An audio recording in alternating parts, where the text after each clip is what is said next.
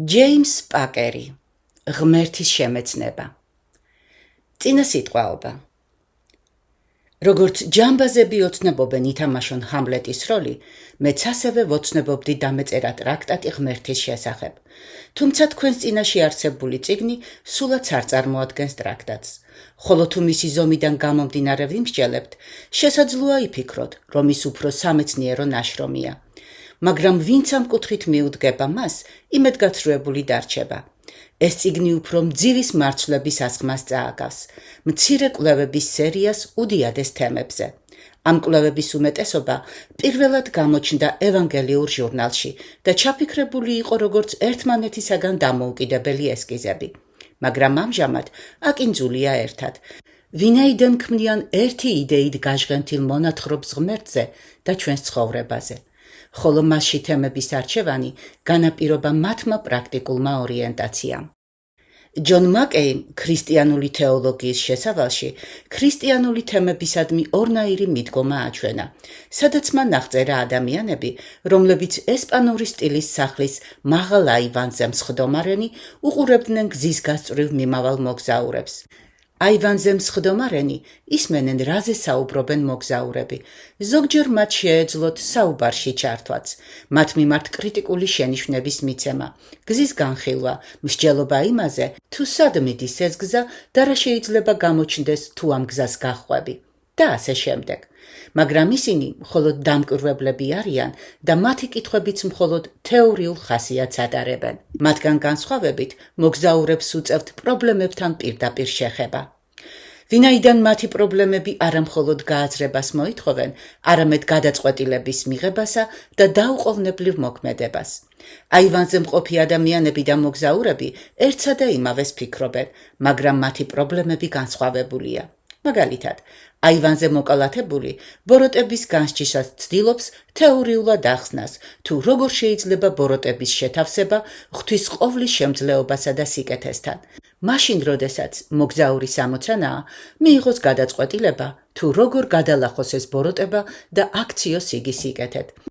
ანდა კიდევ, თუ საქმე ეხება ცოდვას, აივანზე მჯდომი ფიქრობს, ნამდვილად არსებობს თუ არა რასობრივი ცოდვა და პიროვნული გარყვნილება.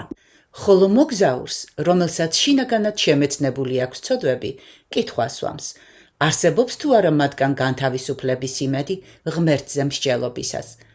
აივანზე მჯდომი კითხულობს, თუ როგორ შეიძლება ერთი ღმერთი არსებობდეს სამ პირში, რას ნიშნავს ეს სამება და როგორ შეიძლება ეს სამი ჰიპოსტაზი, რომლებიც ერთის შემადგენელი ნაწილია, ასევე იყვნენ პიროვნებები. მოგზაურს კი სურს იცოდეს, თუ როგორ გამოავლინოს სიყვარული და რწმენა, როგორ მიანიჭოს ჭეშმარიტი პატივი ამსავ პიროვნებას, რომლებსაც იგი გადაჰყავთ ცოდვიდან დიდებაში და ასე შემდეგ. ასე რომ, ეს წიგნი განკუთვნილია მოგზაურთათვის და სწორედ მათი პრობლემები განიხილება მასში. წიგნი დაწერილია იმ მრწამსით, რომ თანამედროვე ეკლესიის მრავალი სისუსტის სათავე მდგომარეობს იმაში, რომ ისინი არ იცნობენ ღმერთს, არ იციან მისი გზები და მასთან ურთიერთობის დამყარება არ შეუძლიათ. ჩემი აზრით, ისინი ამ მდგომარეობამდე მიიყვანა ორმა სამწუხარო ტენდენციამ. ტენდენცია პირველი. ქრისტიანული აზროვნება მოერგო თანამედროვეობის სულისკვეთებას, რომელმაც გააბატონა გრანდიოზული აზრები ადამიანზე, ხოლო ღმერთის სიდიადეზე აზრებს კი მხოლოდ უმნიშვნელო ადგილი დაუთმო. თანამედროვე ადამიანი მიეჩვია, რომ ღმერთისგან შორს დაიჭიროს თავი, ან საერთოდ უგულვებელყოს იგი. ირონიაა ისიც, რომ თანამედროვე ქრისტიანები, რომლებიც უღმერთო სამყაროში ეწევიან რელიგიურ საქმიანობას, თვითონვე გაუცხოვდნენ მასთან. და ის ადამიანები, რომლებიც ნათლად აცნობიერებენ არსებულ სიტუაციას, ნაღვლიანად ფიქრობენ ეკლესიის დატოვებას, რათა უკვე თვითონ დამოუკიდებლად მოძებნონ ღმერთი. რაშიც მარტომად ვერ დაადანაშაულებთ, ვინაიდან ღმერთის შემყურე ეკლესიის ლიდერებმა ხომ, ასე ვთქვათ, ტელესკოპი შემოაბრუნეს და ისინი ეხლა პიგმეების ზომამდე დააპატარავეს. მათ კი სხვა არა დარჩენიათ რა გარდა იმისა, რომ პიგმია ქრისტიანები იყვნენ. ბუნებრივია, რომ ნათლად მოაზროვნე ადამიანებს რაღაც უფრო უკეთესი სურთ, ვიდრე ეს უკანასკნელი მდგომარეობა. უფრო მეტიც, თანამედროვე სამყაროში მოდაში არ არის აზრები სიკვდილზე, მარადისობაზე, სამსჯავროზე და სასჯელზე, სულის სიდიადეზე და მიწიერი გადაწყვეტილებების მარადიულ შედეგებზე. და სამწუხაროა ის ფაქტი, რომ ქრისტიანულმა ეკლესიამ იმის ნაცვლად, რომ ხმა აღიმაღლოს და შეახსენოს მსოფლიოს ის, რაც დაივიწყა და რაც ყველაზე მნიშვნელოვანია, და შეიძინა ჩვევა, რომ ამ თემებს ზუსტად ასევე აარიდოს თავი, მაგრამ ქრისტიანული ცხოვრებისათვის თანამედროვე სამყაროს მიმართ ასეთი დათმობა უსათუოდ თვითმკვლელობის ტოლფასია. მეორე ტენდენცია. ქრისტიანულმა აზროვნებამ შესაბამისად ვერ გაუძლო თანამედროვე სკეპტიციზმს. 3 საუკუნეზე მეტი ხნის განმავლობაში აღორძინების ეპოქის ნატურალისტური შეხედულებანი გავრცელდნენ სიმსივნის მსგავსად დასავლურ აზროვნებაში. მსგავსად მე-16 საუკუნის სოცილიანელებისა, მე-17 საუკუნის არმინიანელები და დეისტები რეფორმაციის თეოლოგიის საპირისპიროდ უარყოფდნენ იმას, რომ ღმერთი უშუალოდ და სუვერენულად მართავს სამყაროს და მას შემდეგ მოყოლებული თეოლოგია, ფილოსოფია და მეცნიერება ერთსულოვანია ამ უარყოფაში, რის შედეგადაც ბიბლია სასტიკი ქარცეცხლის ქვეშ მოექცა და მასთან ერთად ქრისტიანობის მრავალი ისტორიული ეტაპიც. ეჭვის ქვეშ დადგა რწმენის საფუძვლები. მართლა ესაუბრა ღმერთი ისრაელს სინაის მთაზე. იყო თუ არა იესო მხოლოდ და მხოლოდ ძალიან სულიერი ადამიანი. მართლა მოხდა სახარებებში აღწერილი სასწაულები. ხომ არ არის იესო გამოგონილი პერსონაჟი და ასე შემდეგ. და არა მარტო ეს. სკეპტიციზმმა ღვთიურ გამოცხადებასა და ქრისტიანობის საფუძვლებთან მიმართებაში კიდევ უფრო ფართო სკეპტიციზმი წარმოშვა, რომელიც უკუაგდებს ყოველ აზრს ჭეშმარიტების ერთიანობაზე და მასთან ერთად ყოველგვარ იმედს გაერთიანებულ ადამიანურ ცოდნაზე, რის შედეგადაც ვარაუდობენ, რომ ჩემს რელიგიურ იდეებს საერთო არაფერი აქვს გარე სამყაროზე ჩემს მეცნიერულ ცოდნასთან, ვინაიდან ღმერთი არ არის იქ, სამყაროში, არამედ აქ, შიგნით, სამშვინველში. ამჟამინდელი გაურკვევლობა და დაბნეულობა ღმერთთან დაკავშირებით გაცილებით უარესია, ვიდრე გნოსტიციზმის დროს, როცა მეორე საუკუნეში იგი ქრისტიანობის ჩანაცვლებას და შთანთქმას ცდილობდა. ხშირად ამბობენ, რომ თეოლოგია ახლა უფრო ძლიერია, ვიდრე ოდესმე. და თუ ჩვენ ვისაუბრებთ აკადემიურ კვლევებზე, გამოქვეყნებული წიგნების რაოდენობასა და ხარისხზე, ეს ალბათ მართალია. მაგრამ ღვთისმეტყველება უკვე დიდი ხანია მოუქნელი და სუსტია თავისი ძირითადი ამოცანის განხორციელებისას, რათა უზრუნველყოს, რომ ეკლესია ემყარებოდეს და ინარჩუნებდეს სახარებას. 90 წლის წინ ჩარლზ სპერჯენმა აღწერა ბაპტისტებს შორის შენიშნული რყევების საღვთო წერილის გაგებაში. კერძოდ, გამოსყიდვისა და ადამიანის დანიშნულების შესახებ და თქვა, რომ ისინი დაღმართზე ეშვებიან. მას რომ აღეწერა თანამედროვე პროტესტანტული აზროვნება ღმერთის შესახებ, ის ალბათ იტყოდა, რომ ჩვენ თავდაყირა ვეცემით. შეჩერდით თქვენს გზებზე და გაიხედეთ და გაიკითხეთ უძველეს ბილიკებზე, რომელი გზაა უკეთესი, დაიარეთ მასზე და მოუპოვეთ შვება თქვენს სულებს. იერემიას მე-6 თავის მე-16 მუხლი. აი სად გეპატიჟებათ ეს წიგნი? ეს არ არის ახალი ბილიკების კრიტიკული ანალიზი. შესაძლოა მხოლოდ ირიბად, არამედ პირდაპირი მოწოდება უძველესი ბილიკებისკენ, რადგან კეთილი გზა ყოველთვის იგივე რჩება, რაც თავიდანვე იყო. მე არ ვთხოვ მკითხველს იფიქროს, რომ კარგად ვიცი რაზეც ვსაუბრობ. კლაივ ლუისმა დაწერა: ჩემნაირი ადამიანები, რომელთა წარმოსახვა ბევრად აღემატება მორჩილებას, სამართლიანად ისჯებიან. ჩვენ ადვილად ვიღებთ სასურველ სინამდვილედ და ჩვენი წარმოსახვის აღწერით შეგვიძლია სხვებს და საკუთარ თავსაც დავაჯეროთ, რომ განვიცადეთ ის, რაზეც ვსაუბრობთ. ამრიგად ვაბრიყვებთ იმათაც და საკუთარ თავსაც. ქრისტიანული წიგნების ყველა მკითხველისთვის და ავტორისათვის სასარგებლოა გაიაზროს კლაივ ლუისის ეს სიტყვები, მაგრამ რა კი რწმენის იგივე სული გვაქვს, როგორც წერია: მწამდა და ამიტომ ვლაპარაკობდი, ჩვენც გვწამს და ამიტომ ვლაპარაკობთ. კორინთელთა მეორე წერილის მე-4 თავის მე-13 მუხლი. და თუ ეს წიგნი ვინმეს მაინც დაეხმარება ისე, როგორც მასზე მუშაობისას ფიქრი მე დამეხმარა, მაშინ მთელი ჩემი შრომა და ძალისხმევა გამართლებული იქნება. ჯეიმს პაკერი, სამების კოლეჯი, ბრისტოლი, 1972 წლის ივლისი. ნაწილი პირველი. შეიმეცნეთ უფალი. თავი პირველი, ღმერთის შესწავლა. ღმერთის შესწავლა.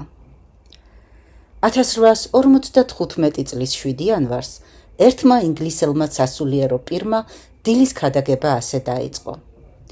ვიღაცამ თქვა, რომ კაცობრიობამ უნდა შეისწავლოს ადამიანი. მე არ დავიწყებ ამაზრის გაბათილებას. ამასთან მე ვთვლი, რომ ასევე თანაბრად მართებულია, რომ ღვთისშვილებმა შეისწავლონ ღმერთი. ქრისტიანები ნამდვილად სათანადოდ უნდა იცნობდნენ უფალს. უმაღლესი მეცნიერება, ყველაზე ამაღლებული აზრი, ყველაზე ძლიერი ფილოსოფია, რომელიც მხოლოდ ღმერთის რჩეულს უნდა აინტერესებდეს, არის დიადი ღმერთის სახელი, ბუნება, პიროვნება, საქმეები და არსებობა იმისა, რომელსაც ის თავის მამას უწოდებს. ღვთაებრივზე ფიქრი კი საოცრად სრულყოფს ჩვენს გონებას. ჩვენი აზროვნების ობიექტი იმდენად უდიდესია, რომ ყველა აზრი იკარგება მის უკიდეგანო არსში. ის იმდენად ღრმაა, რომ სიამაყე იძირება მის უსასრულობაში. ყველა სხვა დანარჩენი საგნების შეხება და დანაწევრება შესაძლებელია. სხვა ყველაფერში ჩვენ ვგრძნობთ ჩვენს უპირატესობას და ფიქრს უკვე ვაგრძელებთ შემდეგნაირად. დიახ, მე ვარ ნამდვილი ბრძენი. როდესაც ამ მეცნიერებათა მეცნიერებას მივუახლოვდებით და აღმოვაჩენთ, რომ შეუძლებელია მისი გაზომვა ჩვენი საზომით, რომ არწივის თვალიც კი ვერ შესწვდება მის სიმაღლეებს, მივხვდებით, რომ თუ ვინმეს თავი ბრძენად მიაჩნია, ის უგუნურზე უგუნურია. ჩვენ კი სიამოვნებით ვაღიარებთ. გუშინდელნი ვართ ჩვენ და არაფერი ვიცით. იობის მეშვიდე თავის მერვე მუხლი. სხვა არაფერი ამდაბლებს ჩვენს გონებას ისე, როგორც ფიქრები ღმერთზე. მიუხედავად იმისა, რომ ამგვარი აზროვნება ჩვენს გონებას ამდაბლებს, ამასთანავე მას საოცრად ხვეწავს. იმას კი, ვინც ხშირად ფიქრობს ღმერთზე, გონება გაცილებით ძლიერი აქვს, ვიდრე ადამიანს, რომელსაც დავიწყებული ჰყავს თავისი შემოქმედი. სულის ზრდის საუკეთესო მეცნიერებაა ჯვარცმული ქრისტესა და წმინდა სამების სწავლება. არაფერს არ შეუძლია ინტელექტის გაფართოება ისე, არაფერს არ შეუძლია ადამიანის სულიერი აღმავლობა ისე, როგორც ღმერთის ამ უდიადესი ობიექტის, სერიოზულად, მუდმივად ღრმად გამოკვლევასა და შესწავლას. უფრო მეტიც, ჩვენი სააზროვნო ობიექტი გვამდაბლებს და სრულყოფილს გვქმნის რა, ამასთან ერთად უსასრულოდ გვანუგეშებს. დიახ, როდესაც ქრისტეს ვუყურებთ, ყოველი ჭრილობისთვის განკუთვნილ ბალზამს ვიღებთ. მამაზე ფიქრი სიმშვიდეს გვანიჭებს ნებისმიერი მწუხარებისას. სულიწმინდის დახმარებით ჩვენ ყველა დაავადებას გავუძლებთ. გინდათ სამუდამოდ გამოეთხოვოთ მწუხარებას. გინდათ საზრუნავი გვერდზე გადადოთ, მაშინ წადით და სასწრაფოდ ჩაყვინთეთ ღმერთის უძირო ზღვაში. დაიკარგეთ მის უსაზღვროებაში და იქიდან ამოხვალთ განახლებული და გახარებული, როგორც მშვიდი ძილის შემდეგ. მე არ ვიცი სხვა რამ უფრო უკეთესი, რასაც ასე შეეძლოს ანუგეშოს სული. დაამშვიდოს მწუხარების და გლოვის მძვინვარე ტალღები, ასე რომ დააწყნაროს განსაცდელის ქარი, ვიდრე ღმერთზე მუდმივმა ფიქრმა. დღეს სწორედ ამ თემაზე მოგიწვიეთ. ეს სიტყვები, რომლებიც საუკუნეზე მეტი ხნის წინ წარმოთქვა ჩარლზ სპერჯენმა 20 წლის ასაკში, იმ დროისთვის იყო ჭეშმარიტი და ჭეშმარიტია ეხლაც. ეს არის ყველაზე შესაფერისი შესავალი ღვთის ბუნებისა და ხასიათის შესწავლისთვის. მაგრამ უკაცრავად, წამოიძახებს მავანი. მართლა ასე აუცილებელია თეოლოგია? დიახ, სპერჯენის მოღვაწეობის დროსაც ხალხი იყო დაინტერესებული თეოლოგიით. მაგრამ მე მოსაწყენად მიმაჩნია ეს. რატომ უნდა დაკარგოს თანამედროვე ადამიანმა დრო ასეთ საქმიანობაზე? რა თქმა უნდა, უბრალო მორწმუნეს მშვენივრად შეუძლია ამის გარეშეც. ბოლოს და ბოლოს, ახლა მე-20 საუკუნია და არა მე-19. შესანიშნავი კითხვაა და მე ვთვლი, რომ მასზე დამაჯერებელი პასუხის გაცემა შეიძლება. ამ კითხვის დამსმელ ადამიანს, ალბათ სჯერა, რომ ღმერთის ბუნებისა და ხასიათის შესწავლა პრაქტიკული ცხოვრებისთვის სრულიად ზედმეტია. სინამდვილეში ეს ყველაზე სასარგებლო საქმიანობაა, რომელიც შეიძლება წარმოიდგინო. ჩვენთვის ღმერთის შესახებ ცოდნა ძალზედ მნიშვნელოვანია. რამდენადაც სასტიკი იქნებოდა ამაზონში მცხოვრები აბორიგენის წაყვანა, თვითმფრინავში ჩასმა, ლონდონში ჩაყვანა და ყოველგვარი ახსნის გარეშე იქ მისი მარტო დატოვება ტრაფალგარის მოედანზე, რომელმაც არც ინგლისური იცის და არც ინგლისი. ასევე სასტიკად ვექცევით საკუთარ თავს, როდესაც ვცდილობთ ვიცხოვროთ სამყაროში, როცა არაფერი ვიცით ღმერთის შესახებ, ვისაც ეკუთვნის ეს სამყარო და ვინც აკონტროლებს მას. მათთვის, ვინც ღმერთს არის დაშორებული, სამყარო უცნაური, შეშლილი, აუტანელი ადგილია და მასში ცხოვრება უსიამოვნოა და იმედგაცრუებით არის სავსე. ღმერთის შესწავლის გარეშე მთელი თქვენი ცხოვრება ბრმად ხეტიალისთვისაა განწერული. როდესაც ვერ ხედავთ ბილიქს, ბორძიკობთ და ეცემით, ვერ ხვდებით რა გარემოში ხართ, ასე ხომ თქვენ შესაძლოა დაკარგოთ სიცოცხლე და დაკარგოთ სული. ამგვარად, ჩვენ გავაცნობიერეთ ღმერთის შემეცნების აუცილებლობა და მზად ვართ დავიწყოთ შემოქმედის შესწავლა. მაგრამ საიდან დავიწყოთ? აშკარაა, რომ ამის დაწყება შესაძლებელია მხოლოდ იმ ადგილიდან, სადაც ახლა ვართ. ამასთან ჩვენი მოგზაურობა ქარიშხლით იწყება, რადგან ახლა ქარიშხალი მთელი ძალით მძვინვარებს ღვთის შესახებ სწავლების გარშემო. მიმდინარეობს ეგრეთ წოდებული დებატები ღმერთზე ლოზუნგებით, როგორიცაა ჩვენი შეხედულება ღმერთის შესახებ მოძველებულია, ღმერთი მოკვდა, შეიძლება ვიმღეროთ რწმენაზე, მაგრამ არ გაგვაჩნდეს იგი. ჩვენ გვარწმუნებენ, რომ საუბრები ღმერთზე, რაც ქრისტიანებს მთელი ისტორიის განმავლობაში ჰქონდათ, უბრალოდ დახვეწილი სისულელია და ღმერთის შესახებ ნებისმიერი ცოდნა მოჩვენებითია. ისეთი მიმდინარეობები, როგორიცაა კალვინიზმი, ფუნდამენტალიზმი, პროტესტანტული დოგმატიზმი, ძველი მართლმადიდებლობა, რომლებიც აღიარებენ ღვთისმეტყველების აუცილებლობას, მოძველებულია. მაშინ როგორ მოვიქცეთ? თუ დაველოდებით იმას, თუ როდის გადაივლის ქარიშხალი, შეიძლება მოხდეს ისე, რომ აღარასოდეს არსად წავიდეთ. მე გთავაზობთ შემდეგს. გახსოვთ პილიგრიმი, ბუნიანის პილიგრიმის მოგზაურობიდან. როდესაც ცოლმა და შვილებმა დააპირეს, რომ გადაეფიქრებინათ მისთვის დაგეგმილი მოგზაურობა, მან ყურებზე აიფარა ხელები და გაიქცა ყვირილით. სიცოცხლე, სიცოცხლე, მარადიული სიცოცხლე. თქვენც გთხოვთ იგივე გააკეთოთ. შეწყვიტეთ მათი მოსმენა, ვინც ვარაუდობს, რომ ღმერთის შესახებ ცოდნის მიღწევის გზა არ არსებობს. გამოიარეთ ჩემთან ერთად პატარა გზა და თავად დარწმუნდით. ბოლოს და ბოლოს თქვენ არ გეცოდინებათ მანამ, სანამ თავად არ შეეცდებით და გამოცდით. და ნებისმიერი ადამიანი, ვინც უკვე მიდის ამ გზაზე, ძალიან აღარ შეშფოთდება, თუ გაიგებს, თუ როგორ ეუბნებიან ერთმანეთს ისინი, ვინც თავისი ადგილიდან არ იძვრის, რომ ეს გზა საერთოდ არ არსებობს. დაე გარშემო ქარიშხალმა იბობოქროს, ჩვენ კი მივემგზავრებით. მაგრამ რა კურსი უნდა ავიღოთ? ჩვენს კურსს მთელი მოგზაურობის განმავლობაში წარმართავს 5 ძირითადი ჭეშმარიტება. ღმერთის შესახებ ცოდნის 5 ქრისტიანული ფუნდამენტური პრინციპი. ეს ჭეშმარიტებებია. პირველი ჭეშმარიტება. ღმერთი ესაუბრება ადამიანს და ბიბლია მისი სიტყვაა, რომელიც მოგვეცა, რათა მიგვეღოს სიბრძნე ხსნისათვის. მეორე.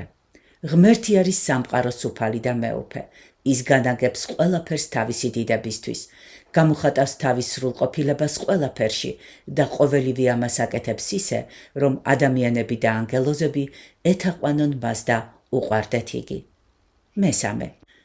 ღმერთი არის მხსნელი თავისი უმაღლესი სიყვარულით. უფალი იესო ქრისტეს მეშვეობით იხსნის მორწმუნეებს დანაშაულის განცდისა და ცოდვის მარწუხებისაგან. იღებს მათ თავის შვილებად და აკურთხებს მათ. მეოთხე. ღმერთი არის სამება, მამა, ძე და სულიწმინდა და გამოხსნის საქმეში ისინი ყველანი ერთად მონაწილეობენ. მამა გვთავაზობს გამოსყიდვას, ძე გვაძლევს მას და სულიწმინდას შემოყავს იგი ჩვენს ცხოვრებაში. მეხუთე. ღვთისმოსაობა არის ადამიანის პასუხი ღვთის გამოცხადებაზე, ნდობითა და მორჩილებით, რწმენით და თაყვანისცემით, ლოცვითა და ქებადიდებით, მორჩილებით და მსახურებით, როდესაც ცხოვრება უნდა დაინახოს და იცხოვროს ღვთის სიტყვის შუქზე. მხოლოდ ეს და სხვა არაფერი არის ჭეშმარიტი რელიგია. ახლა კი ამ ფუნდამენტური ჭეშმარიტების გათვალისწინებით დეტალურად განვიხილავთ თუ რას გვეუბნება ბიბლია ღვთის ბუნებისა და ხასიათის შესახებ. ჩვენ როგორც მოგზაურნი დიდხანს შევყურებდით მაღალ მთას შორიდან, გარშემო ვუვლიდით მას, თვალს ვადევნებდით თუ როგორ მოქმედებს ის მიმდებარე ტერიტორიაზე და ახლა საბოლოოდ თვითონ მთასაც მივუახლოვდით მასზე ასვლის განზრახვით. რა სახის აღმართი იქნება ეს? რაზე ვისაუბრებთ? ჩვენ ვისაუბრებთ ღმერთის ღვთაობრიობაზე, ღვთაებრივ თვისებებზე, რომლებითაც ღმერთი გამოირჩევა ადამიანისგან, ასევე განსაზღვრავს განსხვავებას შემოქმედსა და მის ქმნილებებს შორის. ეს არის ისეთი თვისებები, როგორიცაა მისი თვითმყოფადობა, მისი უსასრულობა, მისი მარადიული სუფება, მისი მარადიულობა. ჩვენ ასევე უნდა ვისაუბროთ ღმერთის შესაძლებლობებზე, მის ყოვლის შემძლეობაზე, მის ყოვლის მომცველობაზე და ყოვლის მცოდნეობაზე. აუცილებელია განვიხილოთ ღმერთის სრულყოფილება, მისი ზნეობრივი ხასიათის ასპექტები, რომლებიც გამოიხატება მის სიტყვებსა და საქმეებში. მისი სიწმინდე, სიყვარული და წყალობა, სიმართლე, ერთგულება, სიკეთე, მოთმინება, სამართლიანობა. ჩვენ გავავანხვილებთ ყურადღებას თუ რა სიამოვნებს ღმერთს, რა შეურაცხყოფს მას, რა იწვევს მის რისხვას და რა იწვევს მის კმაყოფილებას და სიხარულს. ბევრი ჩვენგანისთვის ნაკლებად ნაცნობია ეს თემები, მაგრამ ყოველთვის ასე არ ყოფილა. იყო დრო, როდესაც ღმერთის ატრიბუტების შესახებ საკითხი იმდენად მნიშვნელოვნად მიიჩნეოდა, რომ იგი შედიოდა კატეხიზმში, ასწავლიდნენ ყველა ბავშვს ეკლესიებში და ითვლებოდა, რომ ყველა ზრდასრულმა ადამიანმა იცოდა. მაგალითად, ვესტმინსტერის მოკლე კატეხიზმის მეოთხე კითხვაზე, რა არის ღმერთი, შემდეგი პასუხი გაეცა. ღმერთი არის სული, დასაწყისისა და დასასრულის გარეშე, მარადიული და უცვლელი თავისი არსებით, სიბრძნე, ძალა, სიწმინდე, სამართლიანობა, მადლი და ჭეშმარიტება. ჩარლზ ხოჯმა ამ განცხადებას უწოდა ადამიანების მიერ ღმერთის საუკეთესო განმარტება. თუმცა დღესდღეობით ძალიან ცოტა ბავშვია აღზრდილი ვესტმინსტერის მოკლე კატეხიზმით და დღევანდელ მორწმუნეთაგან მცირე მათგანმა თუ მოისმინა ქადაგების ციკლი, ქადაგებები ღვთის ხასიათზე, ისეთი როგორიცაა ჩერნოკის დისკუსია ღმერთის არსებობასა და ატრიბუტებზე. მხოლოდ რამოდენიმე თუ წაიკითხა თუნდაც ერთი წიგნი, რომელიც უბრალოდ და პირდაპირ საუბრობს ღმერთის ბუნებაზე. და სწორედ იმ მიზეზით, რომ ამჟამად ასეთი წიგნები თითქმის არ არსებობს. ამიტომ შეგვიძლია მოველოდეთ, რომ ზემოთ ნახსენები თემების შესწავლა მოგცემს ახალ საზრდოს დასაფიქრებლად და ბევრ ახალ მოსაზრებას ასათვისებლად. სანამ ჩვენს მთაზე ასვლას შევუდგებით, უნდა შევჩერდეთ და საკუთარ თავს ძალიან მნიშვნელოვანი კითხვა დავუსვათ. სინამდვილეში ეს კითხვა საკუთარ თავს უნდა დავუსვათ ყოველ ჯერზე, როდესაც მოგზაურობაში მივემგზავრებით, რათა შევისწავლოთ ღვთისწმინდა წიგნები. ეს კითხვა ეხება ჩვენს მოტივებსა და განზრახვებს. საკუთარ თავს უნდა ვკითხოთ, რა არის ჩემი საბოლოო მიზანი და რისი მიღწევა მსურს მსგავს საკითხებზე ფიქრით. როგორ ვაპირებ მოვექცე ჩემს მიერ მიღებულ ღვთის შესახებ ცოდნას. თუ თეოლოგიურ ცოდნას მხოლოდ ცოდნის შეძენის მიზნით ვეძებთ, ეს ზიანს მოგვაყენებს. ჩვენ შეგვძენს სიამაყეს და თვითკმაყოფილებას. ხოლო თავად ობიექტის სიდიადემ შესაძლოა დაგვათროს და საკუთარი თავის სხვა ქრისტიანებზე მაღლა დავაყენოთ მხოლოდ იმიტომ, რომ ასეთი რამ გვაინტერესებს და მასზე რაღაც გავიგეთ. ასევე დაკვირვებით შევათვალიერებთ მათ, რომელთა თეოლოგიური იდეებიც უხეშად და შეუსაბამოდ გვეჩვენება და ქედმაღლობით შევაქცევთ ზურგს. რადგან, როგორც პავლემ პატივმოყვარე კორინთელებს მისწერა, ცოდნა ამპარტავნებს. ვინც ფიქრობს, რომ მან რაიმე იცის, მან ჯერაც არაფერი იცის ისე, როგორც უნდა იცოდეს.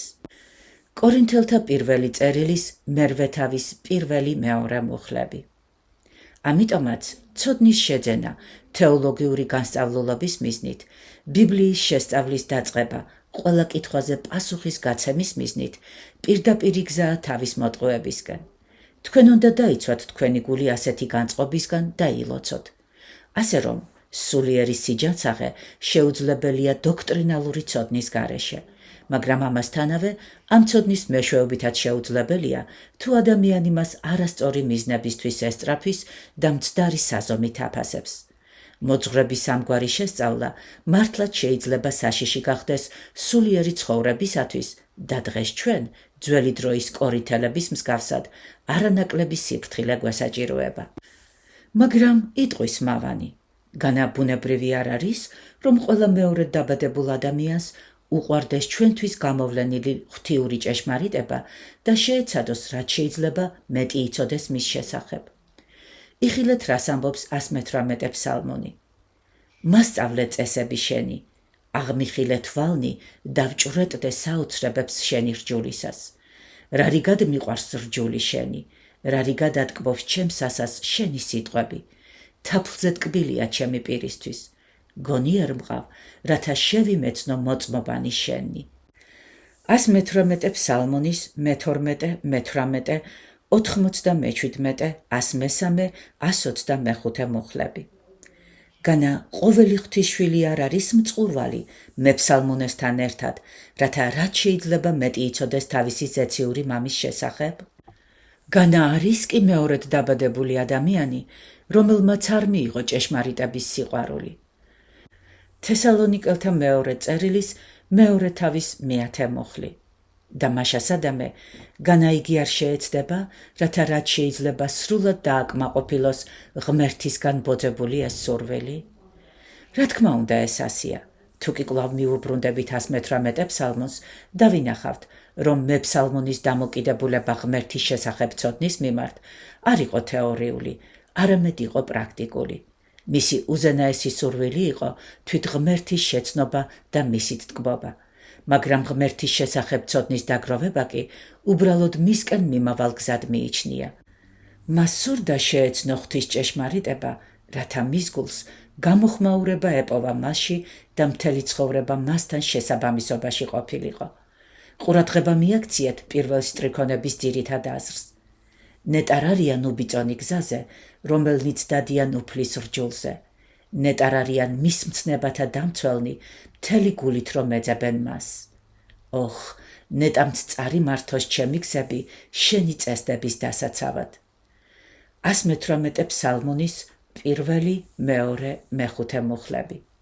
მეფსალმონე ბიბლიურ დოქტრინასა და თეოლოგიაში ეძიებდა ჭეშმარიტებასა და სწორ მოძღვრებას, არა ცნობის მოყვარეობის მიზნით, არამედ შემდგომი ცხოვრებისა და ღვთისმოსაობისთვის და მისი საბოლოო მიზანი იყო დიადი ღმერთის შეცნობა და მსახურება მისი ჭეშმარიტების გაგებასაც ასე ცდილობდა. ჩვენი დამოკიდებულებაც ამგვარი უნდა იყოს. ღვთიურობის შესწავლისას ჩვენი მიზანია თავად ღმერთის უკეთ გაცნობა. ჩვენ მასთან ნაცნობობა უნდა გავარღმავოთ, არა მხოლოდ ღვთის ხასიათის შესწავლით, არამედ თავად ცოცხალ ღმერთთან ურთიერთობით. ვინაიდან სწორედ ღმერთია ჩვენი შესწავლის ობიექტი და დამხმარე ამ კვლევაში, ამიტომ იგი თავად უნდა გახდეს ამ საბოლოო მიზნის დამაგვირგვინებელი. ღმერთის შესწავლისას უნდა ვესწრაფოდეთ, რომ ამ პროცესმა მიგვიყვანოს ღმერთთან. სწორედ ამ მიზნით მოგვეცა გამოცხადება და ჩვენ ეს უნდა გამოვიყენოთ. როგორ მოვახერხოთ ეს, როგორ შეგვიძლია ღმერთის შესახებ ცოდნა გადავაქციოთ ღმერთის შემეცნებად? ეს მარტივია, მაგრამ დროს და ძალისხმევას ითხოვს. ჩვენ უნდა ვაქციოთ ღვთის შესახებ თითოეული ჭეშმარიტება მედიტაციის საგნად ღვთის წინაშე, რასაც მივყავართ ღმერთის მიმართ ლოცვისკენ და ქებადიდებისკენ. ალბათ უკვე გვაქვს გარკვეული წარმოდგენა ლოცვის შესახებ, მაგრამ რა არის მედიტაცია? ეს ძალიან კარგი კითხვაა. ბოლოს და ბოლოს დღეს მედიტაციის უნარი თითქმის დაკარგული ხელოვნებაა, რის გამოც ქრისტიანები დიდ დანაკლისს განიცდიან. მედიტაცია არის ადამიანისთვის განცხადებული ჭეშმარიტებების, ღმერთის საქმეებისა და გზების, მიზნებისა და დაპირების დაკვირვებით გააზრება, გადამუშავება და ათვისება. ეს არის ადამიანის გონებაში წმინდა აზრების აქტივობა, რომელიც გაცნობიერებულად იქმნება ღმერთის თანდასწრებით, ღმერთის თვალწინ, ღმერთის დახმარებით, როგორც უშუალოდ ღმერთთან ზიარების განხორციელება. ღმერთზე მედიტაციის მიზანია გონებრივი და სულიერი ხედვის გასუფთავება, რათა მის ჭეშმარიტებას მიეცეს ნება სრულად შეცვალოს ჩვენი გონება და გული. ეს არის საუბარი საკუთარ თავთან ღმერთზე და საკუთარ თავზე. ხშირად ეს ასევე არის საკუთარ თავთან კამათი, განწყობიდან გამომდინარე ეჭვებისა და მცირე რწმენისგან გათავისუფლება და საკუთარ თავთან ღვთის ძალისა და მადლის ახსნა განმარტება, რის შედეგად ყოველთვის ვიღებთ თავმდაბლობას, რადგან ვფიქრობთ ღვთის სიდიადეზე და დიდებაზე, ვხედავთ ჩვენ სიმცირეს და ცოდვილობას.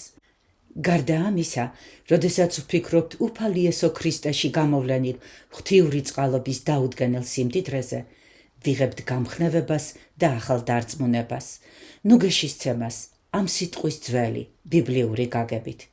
სწორედ ამ აზრებს გაუსვა ხაზი სპერჯენმა თავის ამონარიდში, რომელიც გამოვიყენეთ ამ თავის დასაწყისში, და ეს აზრები ჭეშმარიტია, და მხოლოდ მას შემდეგ, რაც უფრო და უფრო სერიოზულად განვიცდით ამ თავმდაბლობასა და ამაღლებას, ღმერთის შესახებ ჩვენი ცოდნა კიდევ უფრო ღრმავდება და მასთან ერთად ვღებულობთ სიმშვიდეს, ძალას და სიხარულს. და ღმერთი დაგვეხმაროს, რომ ჩვენი ცოდნა ისე გამოვიყენოთ, რომ ნამდვილად ვიცნობდეთ უფალს. თავი მეორე. ადამიანები, რომლებიც იცნობენ თავიანთ ღმერთს. ერთ-ერთ მზიან დღეს ქუჩას მივუყვებოდი ნაცნობ მეცნიერთან ერთად, რომელმაც თავისი სამეცნიერო კარიერა მთლიანად გაინადგურა, ვინაიდან დაუპირისპირდა ეკლესიის ხელისუფლებას მადლის სახარების საკითხთან დაკავშირებით. ჩემთან საუბრისას ამის შესახებ მან თქვა, რომ ყოველივე ამას მნიშვნელობა არა აქვს. მე ხომ ღმერთი გავიცანი, მათ კი არა. ეს სიტყვები ისე გაკვრით გააჟღერა, როგორც უბრალო შენიშვნა, მაგრამ ჩემს მეხსიერებაში დიდხანს დარჩა და შემდგომში უკვე მაიძულა ღრმად დავფიქრებულიყავი ამაზე. ვფიქრობ, რომ ძალიან მცირე ჩვენგანი თუ იტყვის ბუნებრივად, რომ მათ ღმერთი შეიმეცნეს. ეს სიტყვები გარკვეულწილად გამოცდილებასაც გულისხმობს და უმეტესმა ჩვენგანმა თუ გულწრფელი ვიქნებით, უნდა ვაღიაროთ, რომ ასეთი გამოცდილება ჩვენთვის ჯერ კიდევ ფრიად უცხოა. ჩვენ შეგვიძლია განვაცხადოთ, რომ გვაქვს დამოწმება, ან მოვყვეთ თუ როგორ გავხდით ქრისტიანები. ჩვენ იმასაც ვიძახით, რომ ღმერთს ვიცნობთ. ბოლოს და ბოლოს ასეც უნდა ამბობდნენ სახარებისეული ქრისტიანები, მაგრამ ჩვენს ცხოვრებაში კონკრეტული მოვლენების გათვალისწინებით თავში მოგვივა კი, რათა ეჭვის გარეშე ვთქვათ, რომ ჩვენ უკვე შევიმეცნეთ ღმერთი. რაშიც ეჭვი მეპარება, რადგან უმეტესობა ჩვენგანისთვის ღმერთთან ურთიერთობის გამოცდილება ჯერ არ გამხდარა იმდენად მგზნებარე და აშკარა. მე ასევე მგონია, რომ მცირე ჩვენგანს თუ შეუძლია სრული გულწრფელობით თქვას, რომ ღმერთის შემეცნებით წარსულის ყველა იმედგაცრუებამ და იმან, რასაც მიწიერი სამყარო დღეს მწუხარებას უწოდებს, თავისი მნიშვნელობა დაკარგა. მაგრამ უბრალო ფაქტია, რომ უმრავლესობა ჩვენგანისთვის ისინი ისევ იწვევენ შფოთს. ჩვენ მათთან შესისხლორცებული ვართ და ჩვენს ჯვრებს ვუწოდებთ. მათზე ფიქრი კი, რომელსაც ყველა ასე თუ ისე ხშირად მიმართავს, თითქმის ყოველთვის იწვევს გაღიზიანებას, აპათიასა და სასოწარკვეთას. ქრისტიანები ხშირად გვანან მშრალ სტოიკოსებს, რომლებიც ძალიან დაშორებულნი არიან იმ გამოუთქმელი და განდიდებული სიხარულისგან, რომელიც პეტრემ თავის მკითხველში აღიქვა და მიიჩნია, როგორც ქრისტიანისთვის თავისთავად თანმდევი. პეტრეს პირველი წერილის პირველი თავის მერვე მუხლი. საბრალონი, ამბობენ ჩვენი მეგობრები ჩვენს შესახებ, რამხელა ტანჯვა განიცადეს და ჩვენც ასევე ვგრძნობთ თავს. მაგრამ ამგვარ ყალბგმირობას ადგილი არა აქვს იმათ გონებაში, ვინც ნამდვილად იცნობს ღმერთს, ვინაიდან ისინი არ ფიქრობენ იმაზე, რაც შეიძლება მომხდარიყო, ან რაც გამოტოვეს ცხოვრებაში, არამედ მხოლოდ იმაზე, თუ რა შეიძინეს. როგორც პავლემ ფილიპელთა მიმართ წერილში დაწერა, რაც ჩემთვის მოგება იყო, წაგებად ჩავთვალე ქრისტეს გულისათვის. ახლაც ყველაფერი წაგებად მიმაჩნია ჩემი უფლის იესო ქრისტეს შეცნობის უპირატესობის გულისთვის, რის გამოც უარი ვთქვი ყოველივეზე და ყველაფერს ნაგვად მივიჩნევ, რათა ქრისტე შევიძინო და აღმოვჩნდე მასში, რათა შევიცნო იგი. ფილიპელთა მესამე თავის მე-7 მუხლები. როდესაც პავლე იძახის, რომ იგი მიიჩნევს ყოველივე იმ დაკარგულს ნაგვად, ამით აჩვენებს, რომ იგი არ მიიჩნევს ამ ყველაფერს ღირებულად და ასევე მუდმივად არ იხსენებს იმას, რაც მან დათმო. რომელი ნორმალური ადამიანი დაკარგავს დროს ნოსტალგიური ოხრით ნაგაზზე.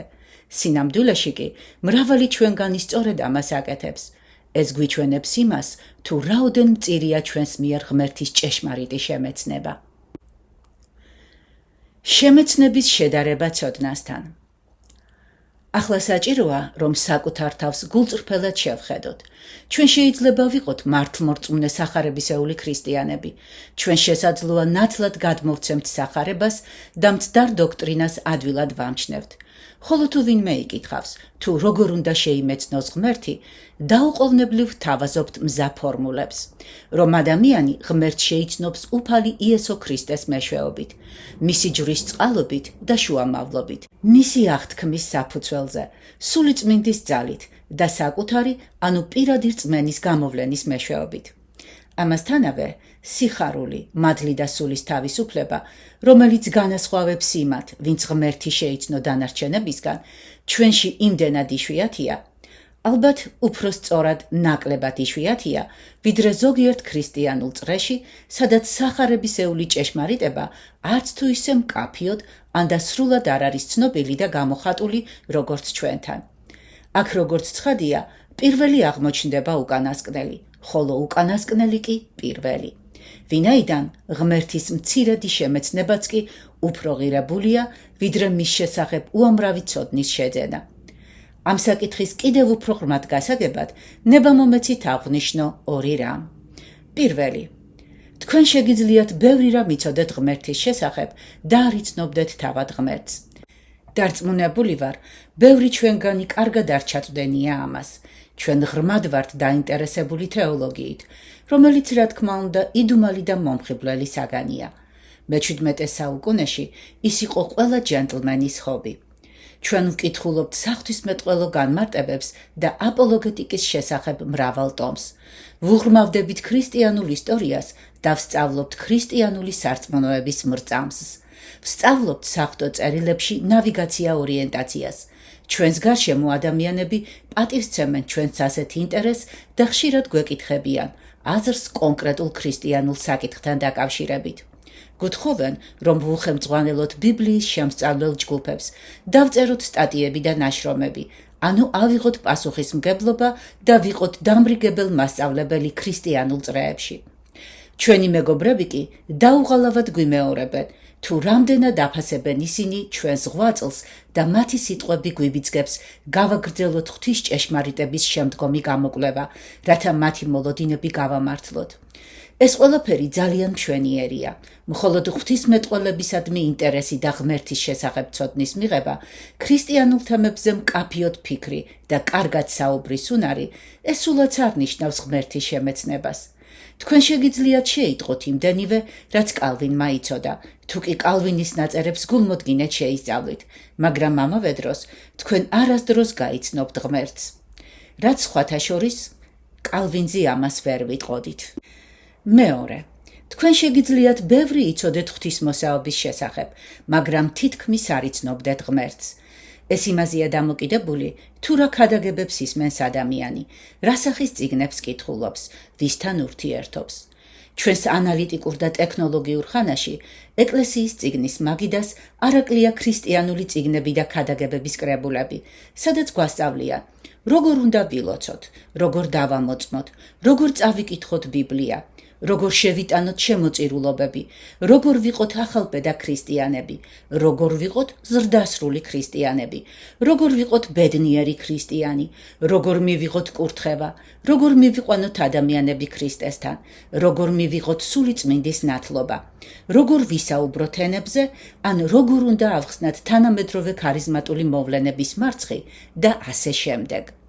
ასევე არსებობს მრავალი ადამიანის ბიოგრაფია, რომელიც დაინტერესებულ მკითხველს წარსული ქრისტიანების გამოცდილებას გააცნობს. დიახ, ადამიანებს ახლა უკვე შეუძლიათ ამ გზით ბევრი რამ გაიგონ ქრისტიანული ცხოვრების შესახებ.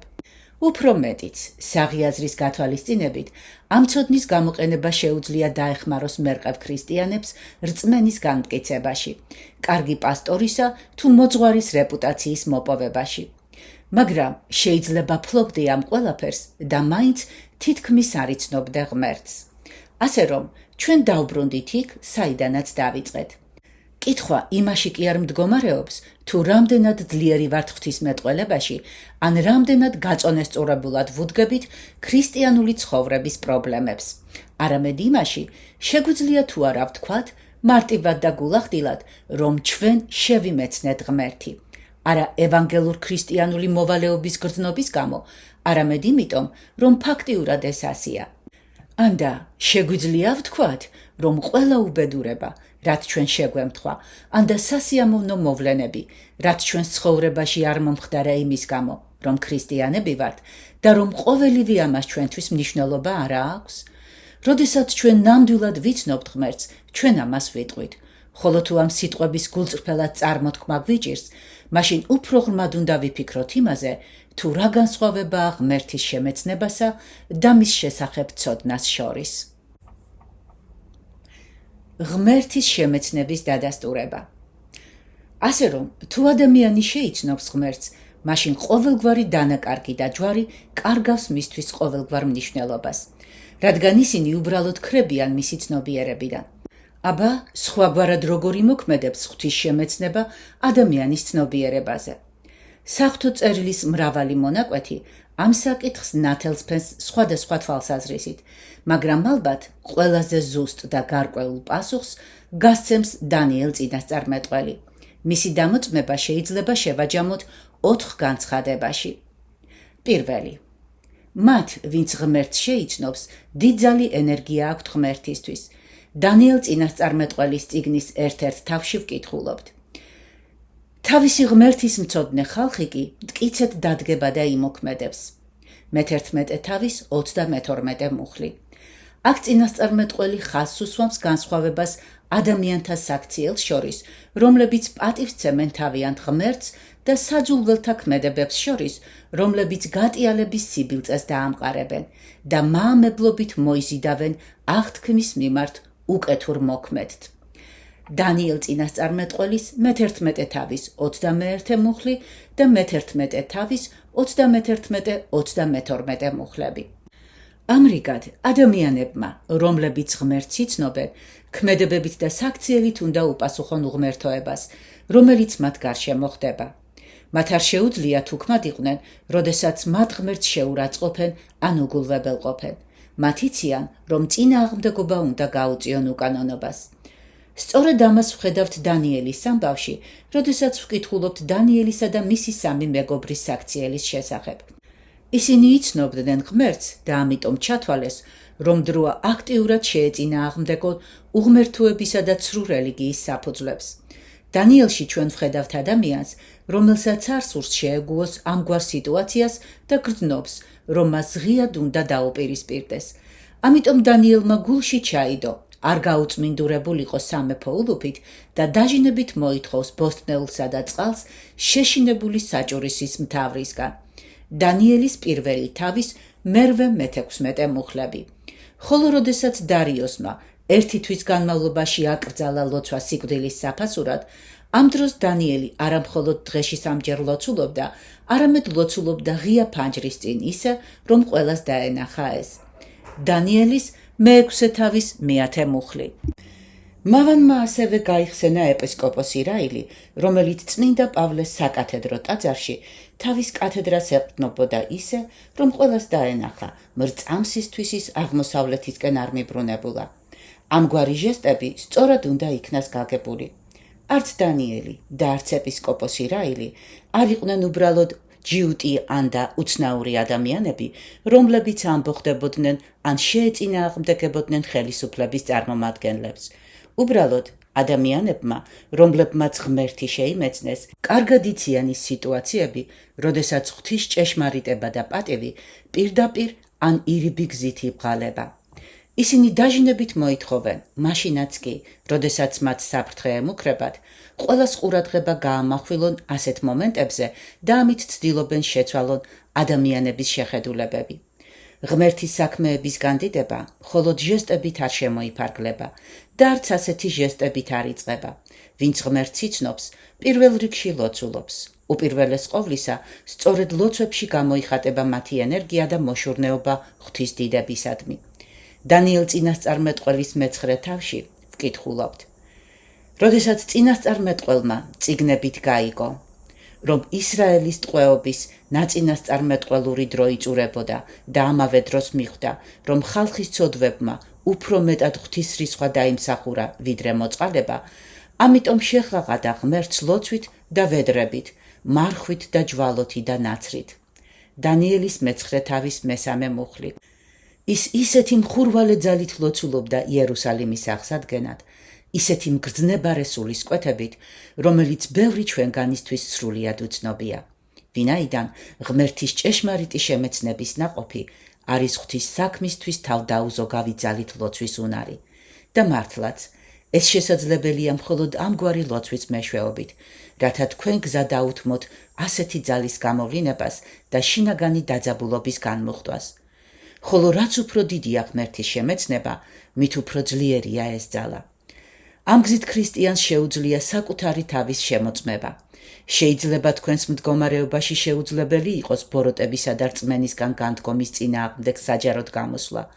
შესაძლოა ხართ ასაკოვანი ან ავადმყოფი, ან სხვა რაიმე ზღუდავს თქვენს ფიზიკურ შესაძლებლობებს. მაგრამ ყველას ხომ შეგვიძლია ვილოცოთ იმ ბოროტებისა და რწმენის ღალატისთვის, რასაც ყოველდღიურ ცხოვრებაში ვხედავთ. ამასთან, თუ ამგვარი ლოცვის ძალა ფრიად სუსტია და ამასთანავე იშვიათად მივმართავთ მას, ეს დამადასტურებელი ნიშანია იმისა, რომ თითქმის არ ვიცნობთ ჩვენს ღმერთს. მეორე. ისინი, ვინც ღმერთს იცნობენ, მათ დიადი ფიქრები აქვთ ღმერთზე. აქ უადგილო იქნებოდა შეგვეჯამებინა ყველაფერი, რასაც დანიელის წიგნი მოგვითხრობს დიადი ღმერთის სიბრძნეზე, ძალაზე და ჭეშმარიტებაზე, რომელიც მართავს ისტორიას, გამოხატავს თავის სუვერენიტეტს, წყალობას ერებსა და ცალკეულ ინდივიდებზე, ან ავლენს მათზე რისხვას მისი მადლის შესაბამისად. შესაძლოა, მთელ ბიბლიაში არ არის უფრო ნათელი და დეტალური აღწერა ღვთის ყოვლის შემძლეობის შესახებ, ვიდრე დანიელ წინასწარმეტყველის წიგნშია გადმოცემული. ჩვენ ვხედავთ ბაბილონის იმპერიის ძალასა და ბრწყინვალებას, რომელმაც შთანთქა პალესტინა და მომავალი სხვა დიდი მსოფლიო სახელმწიფოების გამოვლენა, რომელთან შედარებით ისრაელი ნებისმიერი ადამიანური სტანდარტით უძლურ ჯუჯად გამოიყურება. ამ ფონზე დანიელის მთელი წიგნი იმის მტკიცებულებაა, რომ ისრაელის ღმერთი არის მეფეთ მეფე და უფალთუფალი, რომ სახელმწიფებს, რომ ღმერთის კვალი ისტორიის ყოველ ნაბიჯზია და ზოგადად ისტორია არის მისი ისტორია, მისი მარადიული გეგმის გამომჟღავნება, გამოვლინება და რომ ხელმწიფება, რომელიც საბოლოოდ გაბატონდება, არის ღვთის სამეფო. ჭეშმარიტება, რომელსაც დანიელი ასწავლიდა ნაბუქოდონოსორს, ბელშაცარს გაახსენა, რაც ნაბუქოდონოსორმა აღიარა და დარიოსმა მოინანია. ეს იყო საფუძველი დანიელის ლოცვებისა და მისი მონდომება ხელისუფლების მიმართ წინააღმდეგობის გაწევაში, ისევე როგორც მისი მეგობრების მონდომება. ეს ჭეშმარიტებაა, რომელიც გახდა ღვთის ყველა გამოცხადების მთავარი არსი დანიელის მიმართ. და აღნიშნავს, რომ უზენაესი ხელმწიფებს კაცთა სამეფოზე. დანიელის მეორე, მე-4, მე-5, მე-7, მე-8, მე-10, მე-11 და მე-12 თავები. ღმერთმა იცის, წინასწარ იცის ყველაფერი და მისი წინასწარ ცოდნა არის წინასწარ განსაზღვრა. შესაბამისად, მას ეკუთვნის გადამწყვეტი სიტყვა, როგორც მსოფლიო ისტორიაში, ასევე თითოეული ადამიანის ბედში. და ბოლოს, მისი ხელმწიფება და სამართლიანობა გაიმარჯვებს, რადგან არც ადამიანები და არც ანგელოზები ხელს ვერ შეუშლიან მას. თუ როგორ ფიქრობდა დანიელი ღმერთზე, მისი ლოცვებიდან ჩანს. ლოცვა ყოველთვის საუკეთესო დადასტურებაა იმისა, თუ როგორ ხედავს ადამიანი ღმერთს. აი, დანიელის სიტყვები ღმერთის მიმართ. კურთხეულ იყოს ღვთის სახელი უკუნითი უკუნისამდე, რადგან მისია სიბრძნე და ძალა.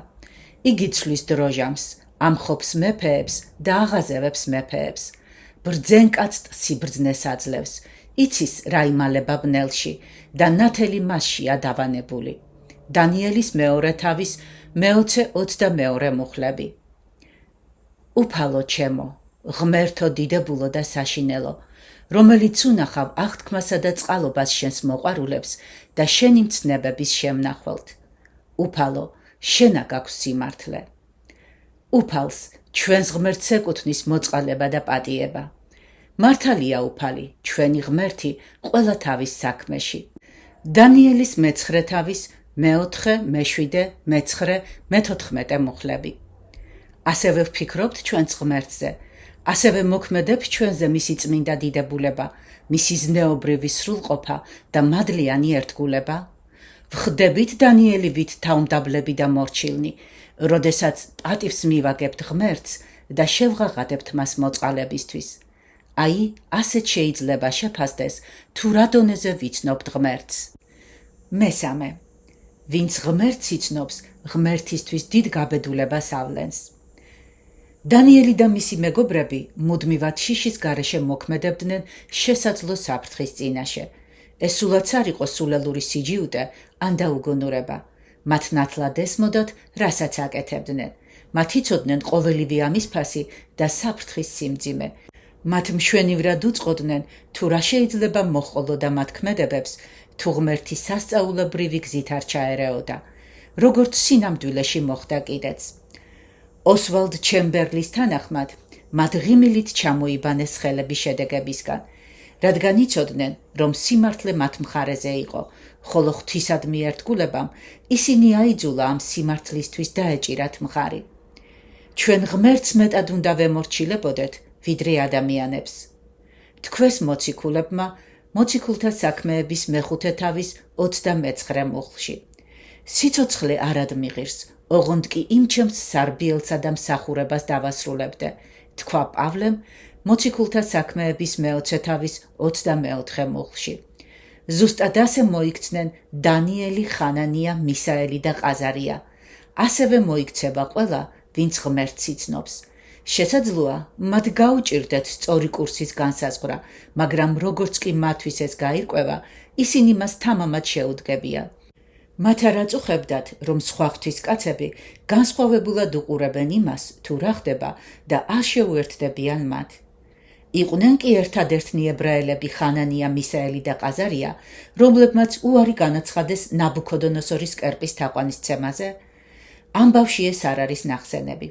ახალგაზრდებისთვის ნათელი იყო, თუ რა უნდა გაეკეთებინათ და ეს საკმარისი იყო მათთვის. ასეთ შესაძლებელია შემოწმდეს, ვიცნობთ თუ არა ღმერთს. მე-4. ვინც ღმერთს იცნობს, ღმერთში დიდ ნუგეშისცემას პოულობს. არ არსებობს ისეთი რამ, რაც ადამიანის სიმშვიდის ტოლფასია.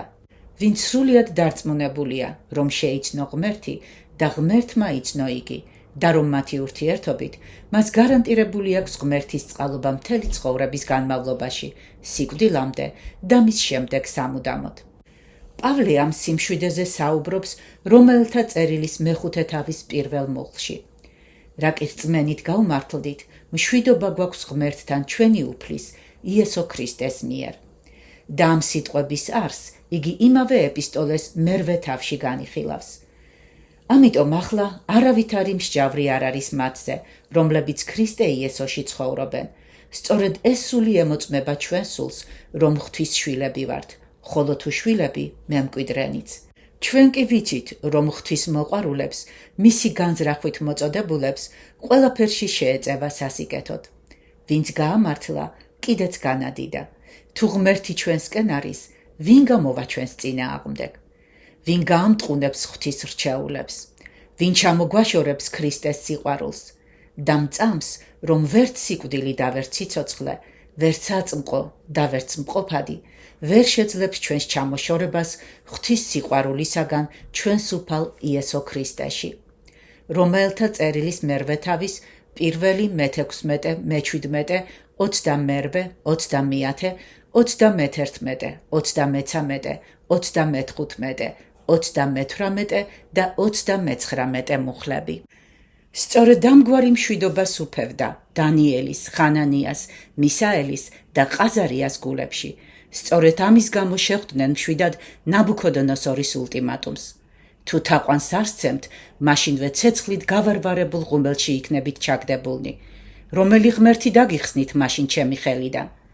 დანიელის მესამე თავის მე-15 მუხლი. მათ მეფეს შესანიშნავი პასუხი გასცეს ყოველგვარი პანიკის გარეშე. ჩვენ არ გვჭირდება ამ კითხვაზე პასუხის გაცემა.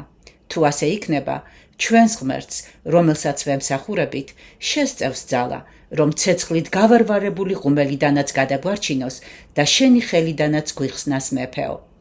უპასუხეს თავაზიანად, მაგრამ მტკიცედ, ვინაიდან იცნობდნენ თავიანთ ღმერთს. თუ არადა, ესე იგი, თუ ღმერთისგან ხსნა არ მოვა, იცოდე მეფეო, ჩვენ მაინც არ ვემსახურებით შენს ღმერთებს და თაყვანს არ ვცემთ იმ ოქროს მკერპს, შენ რომ აღმართე. მათ არ აინტერესებთ არაფერი, სულ ერთია მათთვის, სიცოცხლე ან სიკვდილი. ისინი ყველაფერს მიიღებენ ღვთისნების შესაბამისად. ღმერთმა უწყის ყოველივე, მისგან არის გაჩენილი. მანვე იცის წუთი სოფლად, წლები ჩემი დარჩენილი. მიყვარდეს და ვემსახურო, უფალს მხოლოდ ამას ვედრებ. რადგან ქვეყნად მადლი მისი, გავიხადე ჩემი ხვედრი. თუ სიცოცხლე გამიგრძელდა, დაილოცოს გამჩენია, რადგან მისი მორჩილება ქვეყნად ბევრი დამრჩენია. თუ ხან მოკლედ მიცხოვრია, წყალობაა, სხვას რას ველი, სახლში მივალ, მელოდება, უფალი და გამომხსნელი. სწორედ ამ სიმშვიდის ყოვლის მომცველობაა კიდევ ერთი საზომი, რომლის მიხედვითაც ჩვენ შეგვიძლია ვიმსჯელოთ, ნამდვილად ვიცნობთ თუ არა ღმერთს. მესამე, პირველი ნაბიჯები. გვაქვს სურვილი ჩვენ სამგვარად გავიცნოთ ღმერთი. თუ კი ეს ასია, მაშინ პირველი. უნდა გვესმოდეს და ვაღიოროთ, თუ რაოდენ სიდუხჭირეს განვიცდით ღმერთის შემეცნებაში. ჩვენ უნდა ვისწავლოთ საკუთარი თავის შეფასება, არა ღმერთის ცოდნით, არც ნიჭებით და ეკლესიაში მსახურებით, არამედ იმით, თუ როგორ ვლოცულობთ და რა ხდება ჩვენს გულებში. მეჩვენება, რომ ბევრ ჩვენგანს საერთოდ არ აქვს წარმოდგენა, თუ რამდენად ღარიბი ვართ ამ მხრივ, და ეუფალმა თვითონ გვაჩვენოს ეს. მეორე, ჩვენ უნდა ვეძებოთ მაცხოვარი. თავისი მიწიერი ცხოვრების განმავლობაში მან მოუწოდა ხალხს, რომ მის გვერდით ევლოთ. ამგვარად და ამ გზით მათ გაიცნეს იგი და როდესაც გაიცნეს იგი, გაიცნეს მისი მამა. ძველ აღთქმაში ნათქვამია, თუ როგორ მოიქცა უფალი იესო განსხეულებამდე. იგი ეცხადებოდა ადამიანებს უფლის ანგელოზის გამოსახულებით, რათა მათ შესძლებოდათ მისი ამოცნობა. დანიელის წიგნი 200 შემთხვევაზე მოგვითხრობს. ვინ იყო ის მეოთხე ადამიანი, შესახედაობით ღვთის ძის მსგავსი, რომელიც დანიელის მეგობრებთან ერთად ცეცხლოვან ღუმელში დადიოდა? ვინ არის ის ანგელოზი, რომელიც ღმერთმა მოავლინა ლომების პირების ასაკრავად, იმ დროს, როდესაც დანიელი იყო მათთან ერთად ორმოში? დანიელის მე-6 თავის 22 მუხლი. ახლა უფალი იესო ქრისტე ჩვენთან სხეულებრივი ფორმით არ არის, მაგრამ სულიერ ასპექტში ყველაფერი იგივე რჩება. ჩვენ კვლავ შეგვიძლია ვიპოვოთ და შევიმეცნოთ ღმერთი, იესო ქრისტესთან ურთიერთობის ძიების გზით. მხოლოდ მას, ვინც ეძებდა უფალ იესოს და იპოვა იგი, რადგან დაპირება ამბობს, რომ თუ მთელი გულით ვეძებთ, ჩვენ აუცილებლად ვიპოვით მას. შეუძლია დადგეს მთელი მსოფლიოს წინაშე და დაამოწმოს, რომ მან შეიმეცნა ღმერთი. თავი მესამე. შეიმეცნო და იყო შემეცნებული. რატომ შევიქმენით ჩვენ? იმიტომ, რომ ღმერთი შევიმეცნოთ. რა მიზანი უნდა დავუსახოთ საკუთარ თავს ცხოვრებაში? ღმერთის შემეცნება. რა არის საუკუნო სიცოცხლე, რომელსაც იესო გვჩუქნის? ღმერთის შეცნობა. ესაა საუკუნო სიცოცხლე, რომ გიცნობდნენ შენ, ერთადერთ ჭეშმარიტ ღმერთს და მას, ვინც მოავლინე, იესო ქრისტეს. იოანეს სახარების მე-17 მესამე მუხლი. რას მოაქვს თქვენს ცხოვრებაში ყველაზე დიდი სიხარული, ბედნიერება და კმაყოფილება? ღმერთის შემეცნებას. ასე თქვა უფალმა. თავს ნუ შეიქებს ბრძენი თავისი სიბრძნით და თავს ნუ შეიქებს ძლიერი თავისი ძალით და თავს ნუ შეიქებს მდიდარი თავისი სიმდიდრით. არამედ მაქებელმა იმით შეიქოს თავი, რომ მიხვდა და მიცნობს მე. იერემიას მე-9 23-24 მუხლები. ადამიანის რომელი მდგომარეობა ანიჭებს ღმერთს ყველაზე მეტ სიხარულს? როდესაც ადამიანი მას შეიცნობს, წყალობამ სურს და ღვთის შემეცნება და არა სრულად დასაწველნი. ოსია წინასწარმეტყველის მე-6 მუხლი. ამ რამოდენიმე წინადადებაში ბევრი რამ გამოვთქვით, ხოლო ზემოთქმულის მთავარი არსი ათბობს თითოეული ქრისტიანის გულს, მაგრამ იმათთვის, ვისთვისაც ეს უბრალოდ რელიგიური ფორმალობაა, მისდამი გულგრილი დარჩება და ამგვარად ცხადი გახდება, რომ ის მეორედ არ დაბადებულა. ამრიგად, ჩვენ მოცემული გვაქვს ჩვენი ცხოვრების საფუძველი, მონახაზი და მიზანი და ასევე პრინციპი, რომლითაც განვსაზღვრავთ საგნებისა და საქმეების მნიშვნელობას თუ მათი ღირებულებების მასშტაბებს, როგორც კი ადამიანისთვის გაირკვევა, რომ დედამიწაზე ყოფნა არსებობის მთავარი მიზანი ღმერთის ცოდნაა, ცხოვრების ყველა ასპექტი თუ პრობლემა თავთავის ადგილს იკავებს. დღევანდელი სამყარო სავსეა უამრავი ადამიანით, რომლებიც ფუჭად განიცდიან დამქანცველს ნეულებას, რომელსაც ალბერტ კამიუმ აბსურდიზმი უწოდა. მას ეკუთვნის სიტყვები: ცხოვრება მწარე ხუმრობაა. ეს ადამიანები ასევე უჩიბიან სიმპტომს, რასაც შეიძლება ეწოდოს მარია ანტუანეტას ციებ-ცხელება, რადგან მან ეს მდგომარეობა შემდეგი ფრაზით აღწერა: ყველაფერმა გემო დაკარგა. ამგვარი უქეიფობა თუ აშლილობა მთელ მათ ცხოვრებას ღრუბელივით ჩრდილავს. ყველაფერი მაშინვე პრობლემად და დამქანცველ ტვირთად იქცევა, რადგან აღარაფერი აღირებული. აქვე უნდა აღვნიშნო, რომ ქრისტიანები იმუნირებულები არიან როგორც ამ აბსურდიზმის ჭიებისგან, ასევე მარია ანტუანეტას ციებ-ცხელებისგან. თუმცა ზოგჯერ მათაც აქვთ სნეულებები, თუ კი ცდუნების ძალა მათ გონებას დაუბნელებს, მაგრამ ეს დაავადებები ღვთისწყალობით დიდხანს არ გრძელდება. ცხოვრება იმადღირს, თუ არსებობს დიადი მიზანი, თუ არსებობს რაიმე, რაც მთელს ჩვენს ყურადღებას მიიპყრობს. ეს კი არის ის, რაც ქრისტიანს გააჩნია და სხვას არავის არ აქვს. განაარსებობს ღმერთზე უფრო ამაღლებული, უფრო დიადი და უფრო მიმზიდველი მიზანი. თუმცა, სხვა თვალსაზრისით, ჩვენ კიდევ ძალიან მცირე რამ ვთქვით. როდესაც ღმერთის შემეცნებაზე ვსაუბრობთ, სიტყვიერ ფორმულას ვიყენებთ. ფორმულები კი თამასუქის მსგავსად ნაკლებად გამოდგება, თუ არ იცით, როგორ გაცვალოთ ისინი ბანკნოტებზე ან და ფულზე გაანახდოთ. რას გულისხმობთ, როდესაც ვიყენებთ ფრაზას შეიმეცნე ღმერთი? რაიმე განსაკუთრებულ გრძნობას, ტანზე დაბურწყვლას თუ ცახცახს, თუ მთლემარე მდგომარეობაში ყოფნას, რომელიც თავისუფალ სივრცეში ნავარდობს, თუ გრძნობებისა და მღელვარების მოზღვავებას, რომელსაც ნარკომანები ეძებენ წამალში. იქნებ ღმერთის შეცნობა განსაკუთრებული ინტელექტუალური გამოცდილებაა, ან და როცა ხმა გესმის, ხილვები გაქვს, ან გონებაში მოზღვავებული ფიქრების უცნაური ბმული გიტრიალებს, ან კიდევ სხვა რაღაც. ამ ყველაფრის განხილვა უსათუოდ საჭიროა, მით უმეტეს, რომ საღვთო წერილის თანახმად ძალზე ადვილია მოტყუვდეთ და იფიქროთ, რომ თქვენ იცნობთ ღმერთს, სინამდვილეში კი მას საერთოდ არ იცნობდეთ. ამიტომ იბადება კითხვა: კონკრეტულად რას შეიძლება ეწოდოს ღმერთის შემეცნება? რას მოიცავს ღმერთის შემეცნება? ვფიქრობ გასაგებია, რომ ღმერთის შემეცნება უფრო რთულია, ვიდრე ადამიანის შემეცნება.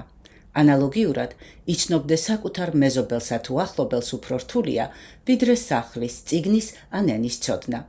რაც უფრო რთულია ობიექტი, მით მეტი ძალისხმევაა საჭირო მის შესაცნობად. აბსტრაქტული ობიექტის, როგორიცაა ენის ცოდნა, მიიღწევა სწავლით. ამა თუ იმ უსულო საგნის შეცნობა, მაგალითად როგორიცაა ბენ ნევისის მთა ან ბრიტანეთის მუზეუმი, ხდება გამოკვლევის პროცესში. ასეთი საქმიანობები, მიუხედავად იმისა, რომ ისინი საჭიროებენ შესაბამის ძალისხმევას და კონცენტრაციას, მაინც საკმაოდ მარტივია აღსაწერად. ცოცხალი ობიექტების ცოდნა გაცილებით რთულია. შეუძლებელია ცოცხალი არსების შეცნობა ისე, რომ არ იცოდე მისი წარსული და მისი რეაქცია და ქცევა ამა თუ იმ კონკრეტულ გარემოებაში. ადამიანი, რომელიც ამბობს, მე ვიცი ეს ცხენი, ჩვეულებრივ გულისხმობს არა მხოლოდ იმას, რომას ის ოდესღაც უნახავს, არამედ სავარაუდოდ ეს ადამიანი აღნიშნავს იმას, რომ მე ვიცი, როგორ იქცევა იგი და შემიძლია გითხრათ, როგორ მოექცეთ მას. ასეთი ცოდნა მიიღწევა მხოლოდ ცხენის წინასწარი გაცნობით, მის მოქმედებებზე დაკვირვებით და მასთან გამკლავების მცდელობის შემდეგ. როდესაც საქმე ეხება ადამიანებს, ამოცანა კიდევ უფრო რთულდება, რადგან ადამიანები ნიღბებს ატარებენ და ცხენებისგან განსხვავებით არ ამხელენ იმას, რაც გულში აქვთ. იმისთვის, რომ ცხენი კარგად გავიცნოთ, რამდენიმე დღეც საკმარისია. თუმცა შეგიძლიათ თვეები და წლები გაატაროთ ადამიანის გარემოცვაში, საქმეში გაერთიანდეთ მასთან ერთად და მაინც თქვათ. სინამდვილეში, მე მას საერთოდ არ ვიცნობ. ერთმანეთის გაცნობის ხარისხს განვასხვავებთ იმით, რომ ვიღაცას კარგად ვიცნობთ, ან არც ისე კარგად, ან ახლოდან. მავანს ჩვენ მხოლოდ ვესალმებით და მავანის შინაგანს გამჭოლად ვხედავთ. იმის დამიხედვით, თუ რამდენად გაგვეხსნა ადამიანი ჩვენთან კომუნიკაციის დროს. ასე რომ, ადამიანების შესახებ ჩვენი ცოდნის დონე და ხარისხი უფრო მეტად მათზეა დამოკიდებული, ვიდრე ჩვენზე. ჩვენ ვიცნობთ ადამიანს იმდენად, რამდენადაც მან საშუალება მოგვცა საკუთარი თავის შეცნობისათვის. შეხვედრისას ჩვენი ამოცანაა გამოვიჩინოთ ყურადღება და ინტერესი მის მიმართ, გამოვავლინოთ ჩვენი კეთილგანწყობა და ჩვენც მეგობრულად გავეხსნათ. თუმცა ამ წუთიდან მხოლოდ მისი გადასაწყვეტია და არა ჩვენი, გავიცნობთ მას თუ არა. ეხლა წარმოიდგინეთ, რომ ჩვენ ვაპირებთ შევხვდეთ ადამიანს, რომელსაც ჩვენი აზრით ჩვენზე მაღალი რანგი უკავია, ანუ უპირატესია. იქნება ეს ინტელექტუალურ თუ პროფესიულ სფეროში, თუ პიროვნული კეთილშობილებით ან სხვა რამით, რაც უფრო მწვავედ ვაცნობიერებთ საკუთარ არასრულ ფასოვნებას, მით უფრო მეტად ვგრძნობთ, რომ ახლა ჩვენი ამოცანაა მხოლოდ მისდამი პატივისცემის გამოვლენა. მოვეკიდოთ ყურადღებით მას და დავუთმოთ ამ ადამიანს საუბრის უპირატესობის უფლება.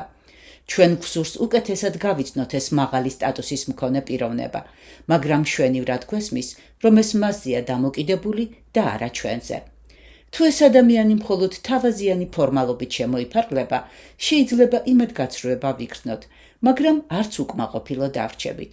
ჩვენ ხომ მის მეგობრობაზე პრეტენზია არ გვქონია, მაგრამ თუ ის გამოგვიცხადებს თავის ნდობას და გულწრფელად გვეტყვის, რას ფიქრობს საქმის ვითარებაზე, შემდეგ კი შემოგთავაზებს რამდენიმე კონკრეტული პრობლემის ერთად მოგვარებას და მუდმივ თანამშრომლობას, რათა საჭიროებისამებრ ვიყოთ მის გვერდით, თავს უზომოდ პრივილეგირებულად ვიგრძნობთ და ეს მნიშვნელოვნად შეცვლის ჩვენს ცხოვრებისეულ ხედვას. და თუ მანამდე ცხოვრება ცარიელი და მოსაწყენი ჩანდა, ეს აღარ განმეორდება, რადგან ამ დიადმა პიროვნებამ თავის პირად თანაშემწე დაგვიყვანა. ამის შესახებ კი შეგიძლიათ აუცილებლად შესძახოთ. დიახ, ეხლა მაქვს ის, რისთვისაც შეიძლება ცხოვრება. აი რას ნიშნავს ღმერთის შეცნობა. ღმერთი იერემიას მეშვეობით ამბობს.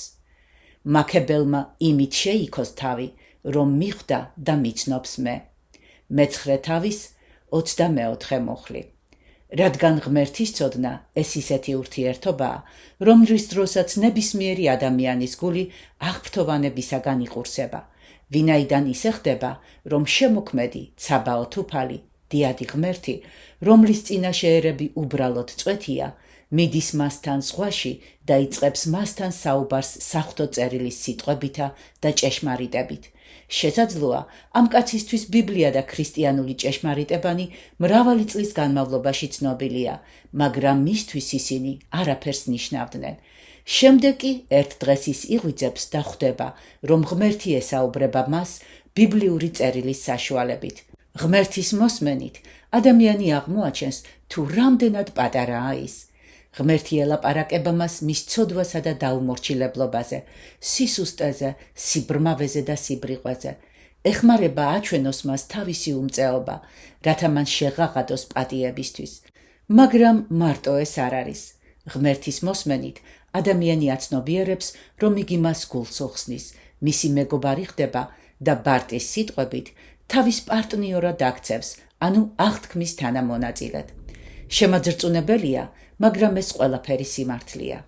ურთიერთობა, რომელშიც ცოდვილმა ადამიანებმა იციან ღმერთი, არის იმდაგვარი ურთიერთობა, რომელშიც ღმერთი, ასე ვთქვათ, აიყვანს მათ სამუშაოზე, რათა იმ მომენტიდან მასთან ერთად ითანამშრომლონ და გახდნენ მისი მეგობრები.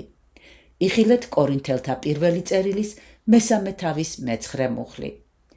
ის, რაც ღმერთმა გააკეთა, როდესაც იოსები ციხიდან გამოიყვანა და ფარაონის პრემიერ-მინისტრი გახადა, ამას იგი თითოეული ქრისტიანისთვის აკეთებს და ეს უკანასკნელი აღმოაჩენს, რომ იგი სატანის ტყვეობიდან გაათავისუფლეს, ნდობა გამოუცხადეს და მიიღეს ღვთისმსახურებაში.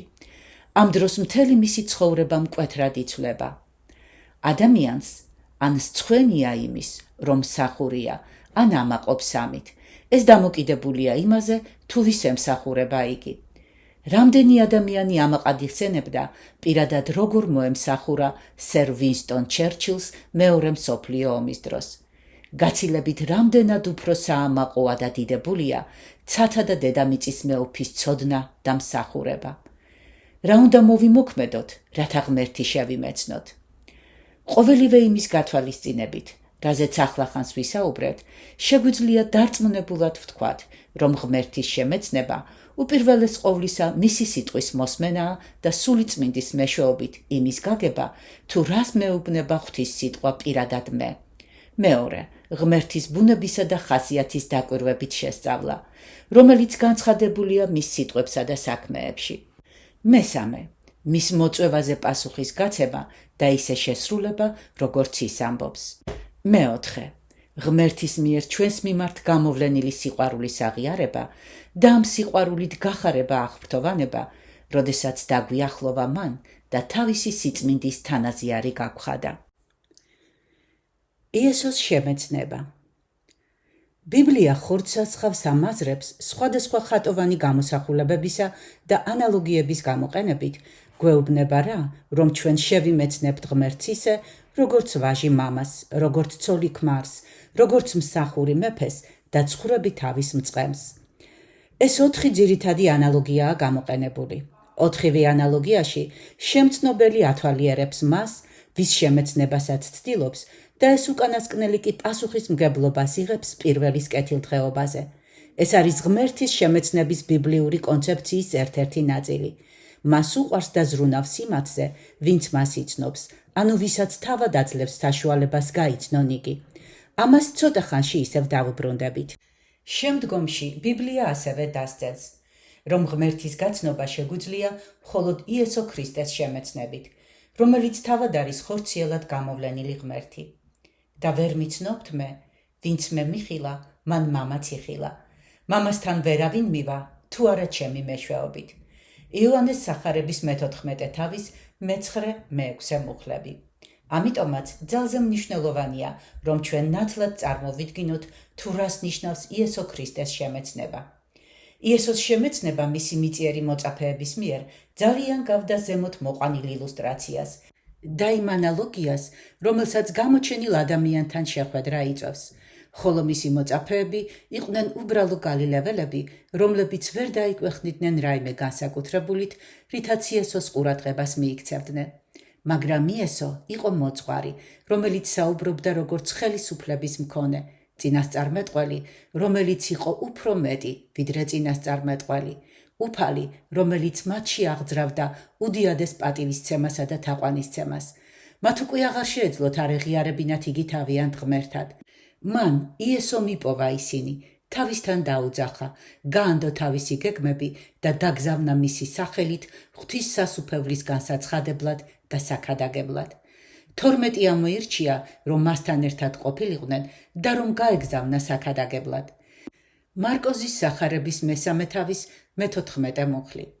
მათაც აღიარეს, რომ ის, ვინც ისინი აირჩია და უწოდა მათ მეგობრები, არის ქრისტე, ძე ცოცხალი ღვთისა, დაბადებული მეფედ და აქვს საუკუნო სიცოცხლის სიტყვები და განსაკუთრებული პატივის და ერთგულების გრძნობამ, რომელიც მათ ამ ცოდნასთან ერთად მოჰყვა, მთლიანად გარდაქმნა მათი ცხოვრება. ახლა, როდესაც ახალი აღთქმა გვეუბნება, რომ იესო ქრისტე მკვდრეთით აღსდგა, ეს ნიშნავს, რომ უფალმა არ მიატოვა ადამიანები, რომ ნებისმიერ ადამიანს, სადაც არ უნდა იყოს იგი, შეუძლია მასთან ურთიერთობით დატკბეს ისევე, როგორც მისი მოწაფეები ტკბებოდნენ მასთან ურთიერთობით მისი მიწიერი ცხოვრების, ესე იგი, მისი განკაცების დროს. განსხვავება მხოლოდ იმაში მდგომარეობს, რომ ჯერ ერთი, ქრისტე ქრისტიანებთან არის არა ხორციელად, არამედ სულიერად და შესაბამისად, ადამიანისთვის თვალით უხილავია. მეორე, ქრისტიანმა ახალი აღთქმის დამოწმების საფუძველზე თავიდანვე იცის ჭეშმარიტება იესოს ღვთაობრიობისა და მისი გამომსყიდველი მსხვერპლის შესახებ, ხოლო მისმა თავდაპირველმა მოწაფეებმა ეს მხოლოდ თანდათანობით გააცნობიერეს.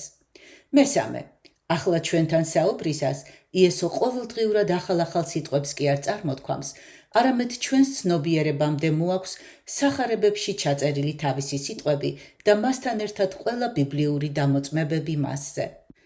მაგრამ იესო ქრისტეს შეცნობა ინდივიდუალურად, ანუ პირადი მოწაფეობისას, ისევე ცალსახა ურთიერთობაა, როგორც მისი მიწიერი ცხოვრების განმავლობაში. სახარებისეული იესო, როგორც მაშინ, ახლად დადის ქრისტიანებთან ერთად და ახლაც, როგორც მაშინ იყო, მისი შეცნობა ნიშნავს მასთან ერთად სიარულს. ჩემი ცხვრები ჩემს ხმას ისმენენ, თქვა იესო, და მე ვიცნობ მათ და ისინი მე მომყვებიან. იოანეს სახარების მე-10 თავის 27 მუხლი.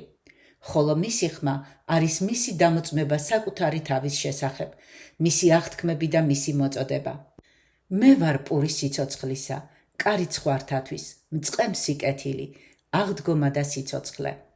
იოანეს სახარების მე-6 თავის 35 მუხლი, მე-10 თავის მე-7, მე-11 მუხლები, მე-11 თავის 25 მუხლი. ვინც ძეს არ სცემს პატივს, ის არც მამას, მის მომავლინებელს სცემს პატივს. ჭეშმარიტად გეუბნებით თქვენ, ვინც ჩემს სიტყვებს ისმენს და ჩემი მომავლინებელი სწამს, მას აქვს საუკუნო სიცოცხლე. იოანეს სახარების მე-5 თავის 23-24 მუხლები. მოდით ჩემთან, ყოველნო მაშვრალნო და ტვირთმძიმენო, და მე მოგასვენებთ თქვენ. იტვირთეთ ჩემი უღელი და ისწავლეთ ჩემგან და ჰპოვებთ სულის სიმშვიდეს. მათეს სახარების მე-11 თავის 22-29 მუხლები. ჩვენ ვუსმენთ იესოს ხმას, როდესაც ვიღებთ მის დამოწმებას თავის თავზე, როგორც ჭეშმარიტებას. გვწამს მისი დაპირების და ვპასუხობთ მის დაძახებას. ამ მომენტიდან ჩვენ ვიცნობთ იესოს, როგორც მწყემს და ისიც ისნობს იმათ, ვინც მას ცხვარივით მიენდო. მე ვიცნობ მათ და ისინი მე მომყვებიან. მე მათ საუკუნო სიცოცხლეს ვაძლევ და არ დაიღუპებიან საუკუნოდ და ხელიდან ვერავინ გამომტაცებს. იოანეს სახარების მე-10 თავის 27-29 მუხლები. ხოლო იცნობდე იესო ქრისტეს ნიშნავს, რომ იესოსგან მიიღო ხსნა, ცოდვისგან, დანაშაულისგან, სიკვდილისგან, აწდა მარადის. თუ ხელმეორედ გადავხედავთ და შევაჯამებთ, ყველა ზემორე ნათქვამს იმის შესახებ, თუ რა არის, ანუ რას ნიშნავს, გიცნობდე შენ, ერთადერთ ჭეშმარიტ ღმერთს და შენს მიერ გამოგზავნილ ქრისტეს, შეგვიძლია გამოვყოთ შემდეგი საკითხები. პირველი, ღმერთის შეცნობა გულისხმობს მასთან პირადულ ურთიერთობას, როგორც ნებისმიერ ადამიანთან პირისპირ გაცნობისას. ღმერთის შეცნობა გაცილებით მეტია, ვიდრე გქონდეს ცოდნა მის შესახებ. ვინაიდან ეს მასთან უფრო მჭიდრო ურთიერთობაა, იმის და მიხედვით, რამდენად გაგვიმჟღავნებს თავის თავს და გაგვესაუბრება გაცნობისას. ღმერთის შემეცნება მისდამინდობის უცილობელი პირობაა. როგორ ირწმუნონ, ვისზეც არ სმენიათ. რომაელთა წერილის მეათეთავის მე-14 მუხლი. მაგრამ ღმერთის შესახებ ჩვენი ვრცელი ცოდნა არ ნიშნავს, რომ ჩვენ ვიცნობთ ღმერთს. ჯონ კალვინს გაცილებით მეტი თეოლოგიური ცოდნა ჰქონდა, ვიდრე ჯონ ბუნიანს. მაგრამ ვინ გაბედავს და იტყვის, რომ ჯონ ბუნიანი არ იცნობდა ღმერთს ისე კარგად, როგორც ჯონ კალვინი. რა თქმა უნდა, ორივეს ღრმად შესწავლილი ჰქონდათ ბიბლია, რაც ბევრად მეტს ნიშნავს, ვიდრე ოფიციალური, ანუ ფორმალური საღვთისმეტყველო განათლება. თუ კი გადამწყვეტი ფაქტორი იქნებოდა ბიბლიური ისტორიების სრულყოფილი ცოდნა, მაშინ ღმერთს ყველაზე უკეთ გაიცნობდნენ განათლებული თეოლოგები, მაგრამ ეს ასე არ არის. თქვენ შეგიძლიათ დაიმახსოვროთ უამრავი ჭეშმარიტი ცნება, მაგრამ არ გესმოდეთ მათი ჭეშმარიტი აზრი. ხოლო ბიბლიის უბრალო მკითხველი და ქადაგების მსმენელი, რომელიც ახსილია სულიწმინდით, გაცილებით ღრმად შეიმეცნებს თავის ღმერთსა და მაცხოვარს, ვიდრე ყველაზე განათლებული ადამიანი, რომელიც კმაყოფილია თავისი თეოლოგიური უმწიკლოებით. და ამის მიზეზი არის ის, რომ პირველი ღმერთთან ურთიერთობისას ითხოვს მისგან დახმარებას ამ ჭეშმარიტებების ცხოვრებაში პრაქტიკულად განხორციელებაში, ხოლო მეორე არა. მეორე, ღმერთის შემეცნებისთვის აუცილებელია მასთან ურთიერთობაში პირადი მონაწილეობა. ამ კავშირში გონების, ნებისა და გრძნობების ჩართულობა. წინააღმდეგ შემთხვევაში სრულფასოვანი პირადი ურთიერთობები არ შედგება. სხვა პიროვნების გასაცნობად საჭიროა ამ ადამიანთან ურთიერთობა. მისი ინტერესების და პრობლემების გულთან ახლოს მიტანა. ამის გარეშე ურთიერთობა იქნება ზედაპირული. იგემეთ და ნახეთ, რომ კარგია უფალი, ამბობს მეფსალმუნე 33 ფსალმუნის მე-9 მუხლში. იგემე ნიშნავს რაიმეს გასინჯვას გემოს შესაცნობად. რომელიმე კერძი შეიძლება მადის აღმძვრელად გამოიყურებოდეს და მზარეულიც ამბობდეს, რომ ეს ძალიან გემრიელი კერძია. მაგრამ სანამ თავად არ დააგემოვნებთ, ვერ გაიგებთ, მართალია ეს თუ არა. ანალოგიურად, ვერ გაიგებთ, თუ როგორია ადამიანი სინამდვილეში, სანამ მასთან ურთიერთობას და მეგობრობას გემოს არ გაუსინჯავთ. მეგობრები, ასე ვთქვათ, გამუდმებით აგემოვნებენ ერთმანეთს, საუბრობენ როგორც ერთმანეთის მიმართ დამოკიდებულებაზე, ასევე ყველაფერზე, რაც ორივეს აინტერესებს. თითოეული მათგანი სიხარულში და მწუხარებაში აგემოვნებენ ერთმანეთს და სინამდვილეში ხვდებიან, არიან თუ არა მეგობრები. ისინი გამსჭვალულნი არიან ერთმანეთის საზრუნავითა და ინტერესებით და ამიტომ შესაბამისად მათში პირად და ემოციურ მონაწილეობას იღებენ. ისინი თანაუგრძნობენ ერთმანეთს, ფიქრობენ რა ერთმანეთზე. ეს ურთიერთშესწავლის მნიშვნელოვანი ასპექტია. იგივე შეიძლება ითქვას ღმერთის ქრისტიანული შემეცნების შესახებ, რომელიც, როგორც უკვე ვნახეთ, თავისთავად მეგობრული ურთიერთობაა მასთან. ჩვენს დროში ღმერთის შემეცნების ემოციური მხარე ხშირად შესუსტებულია იმის შიშით, რომ ადამიანებს არ უბიძგონ ცრემლებისკენ. რა თქმა უნდა, რელიგიისგან ისე ძალიან არაფერია შორს, როგორც საკუთარ თავში შთანთქმა. და ჩვენ მუდმივად უნდა გვახსოვდეს, რომ ღმერთი არ არის ჩვენს დასამშვიდებლად, დასაკმაყოფილებლად, გასაბედნიერებლად, ან და ჩვენი რელიგიური განცდებისთვის, თითქოს და ეს იყოს ყველაზე საინტერესო და მნიშვნელოვანი რამ ცხოვრებაში. აქვე ხაზგასმით უნდა აღინიშნოს, რომ ვინც რელიგიური განცდების საფუძველზე ამბობს, რომ მე გავიცანი ღმერთი, მაგრამ მის მცნებებს არ იცავს, ცრუა და ჭეშმარიტება არ არის მასში. იოანეს პირველი წერილის 2 თავის მე-4 მუხლი. მაგრამ არ უნდა დაგვავიწყდეს, რომ ღმერთის გაცნობა არის ურთიერთობა, რომელიც გულისხმობს არა მხოლოდ ინტელექტს და ნებას, არამედ ემოციურობასაც. წინააღმდეგ შემთხვევაში ეს არ იქნებოდა ახლო და პირადი ურთიერთობა. მორწმუნემ ემოციურად უნდა განიცადოს მსოფლიოში მიმდინარე ღვთისსაქმიანობის გამარჯვებები და პერიპეტიები, ისევე როგორც სერ უინსტონ ჩერჩილის კაბინეტის მსახურებმა ემოციურად განიცადეს მისი ყველა გამარჯვება და მარცხი ომში. მორწმუნე ხარობს, როდესაც ღმერთს პატივს მიაგებენ და მისი სახელი განდიდდება და ყველაზე მწვავე ტკივილს განიცდის, თუ ხედავს როგორ დასცინიან მას. ანტიოქიაში ჩასულნა ბარნაბამ, როდესაც მივიდა და იხილა ღვთის მადლი, გაიხარა. საქმეების მე-11 თავის 23 მუხლი. ხოლო მეფსალმუნემ დაწერა: ცრემლის ნაკადები მომდის თვალებიდან, რადგან არ იცავენ შენს რჯულს. 118 ფსალმუნის 126 მუხლი.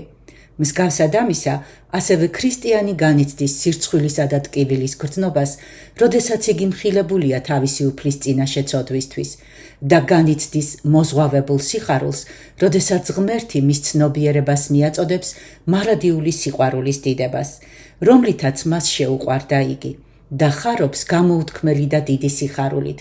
პეტრეს პირველი წერილის პირველი თავის მერვე მუხლი. ეს არის ღმერთთან ჩვენი მეგობრობის ემოციური გამოცდილების ასპექტი და თუ ეს ასპექტი ადამიანისთვის უცხოა, მაშინ რაც არ უნდა ერთგული იყოს მისი აზრები ღვთის შესახებ, ის ჯერ კიდევ არ იცნობს ღმერთს, რომელზეც ფიქრობს. მესამე, ღმერთის შეცნობა გულისხმობს მადლს. ღმერთთან ურთიერთობაში ინიციატივა თავიდან ბოლომდე მას ეკუთვნის და ეს გასაგებია, რადგან ღმერთი ჩვენზე განუზომლად აღმატებულია და ჩვენ ცოდვაში ჩაძირულებმა დავკარგეთ მისი კეთილგანწყობის ყველა უფლება. ჩვენ თვითონ არ ვხდებით ღმერთის მეგობრები, არამედ ეს თავად ღმერთი ამყარებს ჩვენთან მეგობრობას, საშუალებას გვაძლევს შევიცნოთ საკუთარი თავი და გვაცნობს მისი სიყვარულის შესახებ. პავლე გალატელთან მიმართ ეპისტოლეში ხაზს უსვამს ღვთის შემეცნებაში მადლის პირველ საწყისობის აზრს. ახლა კი, როცა ღმერთი იცანით, უფრო მეტიც, როცა ღვთისაგან შეცნობილი ხართ. გალატელთა წერილის მე-4 თავის მე-9 მუხლი. ამ ზუსტად განსაზღვრელ ფრაზაში მოციქული გამოთქვამს თავის რწმენას, რომ პირველად მადლი იქნა გამოვლენილი და ასევე ის რჩება მათი გადარჩენის საფუძვლად და მათი ღმერთისცოდნა იყო შედეგი იმისა, რომ ჯერ ღმერთმა იცნო ისინი, მათ კი იგი რწმენით შეიცნეს, რადგან ჯერ მან აირჩია და გამოარჩია ისინი მადლით. სიტყვა შემეცნება, რომელიც ღმერთთან მიმართებაში გამოიყენებოდა, გულისხმობს უზენაეს მადლს, მიუთითებს იმაზე, რომ პირველად ღმერთმა შეგვიყვარა, აგვირჩია, გამოგვისყიდა, დაგვიძახა და გვიცავს. ღმერთი მთელი სისრულით გვიცნობს, გამჭოლად გვხედავს და ამასვე გულისხმობს მოციქული კორინთელთა პირველი წერილის მე-13 თავის მე-12 მუხლში, რომელშიც ხაზს უსვამს განსხვავებას ღმერთის შესახებ ჩვენს არასრულყოფილ ცოდნასა და მის სრულყოფილ ცოდნას შორის. მაგრამ ეს არ არის პავლეს ძირითადი აზრი. მთავარი აზრი გამოვლინდება შემდეგ მუხლებში. უთხრა უფალმა მოსეს: მადლი ჰპოვე ჩემს თვალში და გიცნობს სახელით. გამოსვლის წიგნის 33 თავის მე-17 მუხლი. სანამ მუცელში გამოგსახავდი, მანამდე გიცნობდი და სანამ საშოდან გამოხვიდოდი, გამოგარჩიე. იერემიას პირველი თავის მე-5 მუხლი. მე ვარ მწყემსი კეთილი, მე ვიცნობ ჩემსას და ჩემი მიცნობს მე. ჩემს სიცოცხლეს უდებ ცხვრებისთვის. ჩემი ცხვრები ჩემს ხმას ისმენენ, მე ვიცნობ მათ და ისინი მე მომყვებიან და არ დაიღუპებიან საუკუნოდ. იოანეს მე-10 თავის მე-14, მე-15 მუხლები და 27-28 მუხლები. აქ ღმერთის ცოდნა თავისი ხალხის მიმართ უკავშირდება ღმერთის ხსნის გეგმას. ეს ცოდნა გულისხმობს ღმერთის პიროვნულ სიყვარულს, მის გამოსყიდვას, დადებული აღთქმის ერთგულებას და დიდ ყურადღებას მათ მიმართ, ვინც მათ გაიცნო. სხვა სიტყვებით რომ ვთქვათ, როგორც ადრე აღვნიშნეთ, ეს გულისხმობს ხსნას, ახლა და სამუდამოდ. ასე რომ, მთავარია არა ის, რომ მე ვიცნობ ღმერთს, არამედ რომ ის მიცნობს მე და მის ხელის გულებზე ვყავარ ამოტვიფრული. ის არასდროს მივიწყებს, მთელი ჩემი ცოდნა ღმერთის შესახებ დამოკიდებულია მის ინიციატივაზე, რომ გამიცნოს. მე მას ვიცნობ, რადგანაც მან პირველმა გამიცნო და განაგრძობს ჩემს ცნობას. ის მიცნობს, როგორც მოსიყვარულე მეგობარი და რომელიც ერთი წუთითაც არ მტოვებს თავისი თვალთახედვიდან და მისი ყურადღება ერთი წუთითაც არ იფანტება ჩემს მიმართ, რაც იმას ნიშნავს, რომ მისი ზრუნვა არასდროს სუსტდება. რა ენით გამოუთქმელი ნუგეშია, არა დამამშვიდებელი ნუგეშისცემა, არამედ გამაძლიერებელი, რომელსაც თან ახლავს ის გაგება, რომ ღმერთს ყოველთვის ახსოვ ხარ, უყვარ ხარ და გიცავს შენს სასიკეთოდ. რა წარმოუდგენელი შვებაა იმის ცოდნა, როდესაც ხვდები, რომ მას უყვარ ხარ, მიუხედავად შენში არსებული ყველაზე საშინელი მანკიერებისა, რომ ვერანაირი უსიამოვნო აღმოჩენა შენში ვერ გამოიწვევს მის იმედგაცრუებას, იმის მსგავსად, როგორც მე ვარ ხშირად იმედგაცრუებული საკუთარ თავში და ვერ გაანელებს მის სურვილს, რათა გვაკურთხოს ჩვენ. რა თქმა უნდა, აზრს, რომ მან იცის ჩემი ყველა ბინძური მხარე, რომელსაც სხვები ვერ ხედავენ და რომ ის ჩემში უფრო მეტ უწმინდურობას ხედავს, ვიდრე მე ვხედავ საკუთარ თავში, ამას თან ახლავს დიდი თავმდაბლობა, ასევე დიდი სურვილი, რომ მიყვარდეს ღმერთი და ვეთაყვანო მას, როდესაც ვფიქრობ, რომ წარმოუდგენელი მიზეზის გამო მას სურს დამინახოს როგორც მისი მეგობარი, სურს იყოს ჩემი მეგობარი და რომ ამ გეგმის შესასრულებლად მან საყვარელი ძე სიკვდილისთვის გაიმეტა. ამას ახლა ჩვენ ნათლად ვერ ვიაზრებთ, მაგრამ ამის ხსენებაც კი საკმარისია იმის საჩვენებლად, თუ რამდენად მნიშვნელოვანია იმის გაცნობიერება, რომ არა მხოლოდ ჩვენ ვიცნობთ ღმერთს, არამედ ის ასევე გვიცნობს ჩვენ.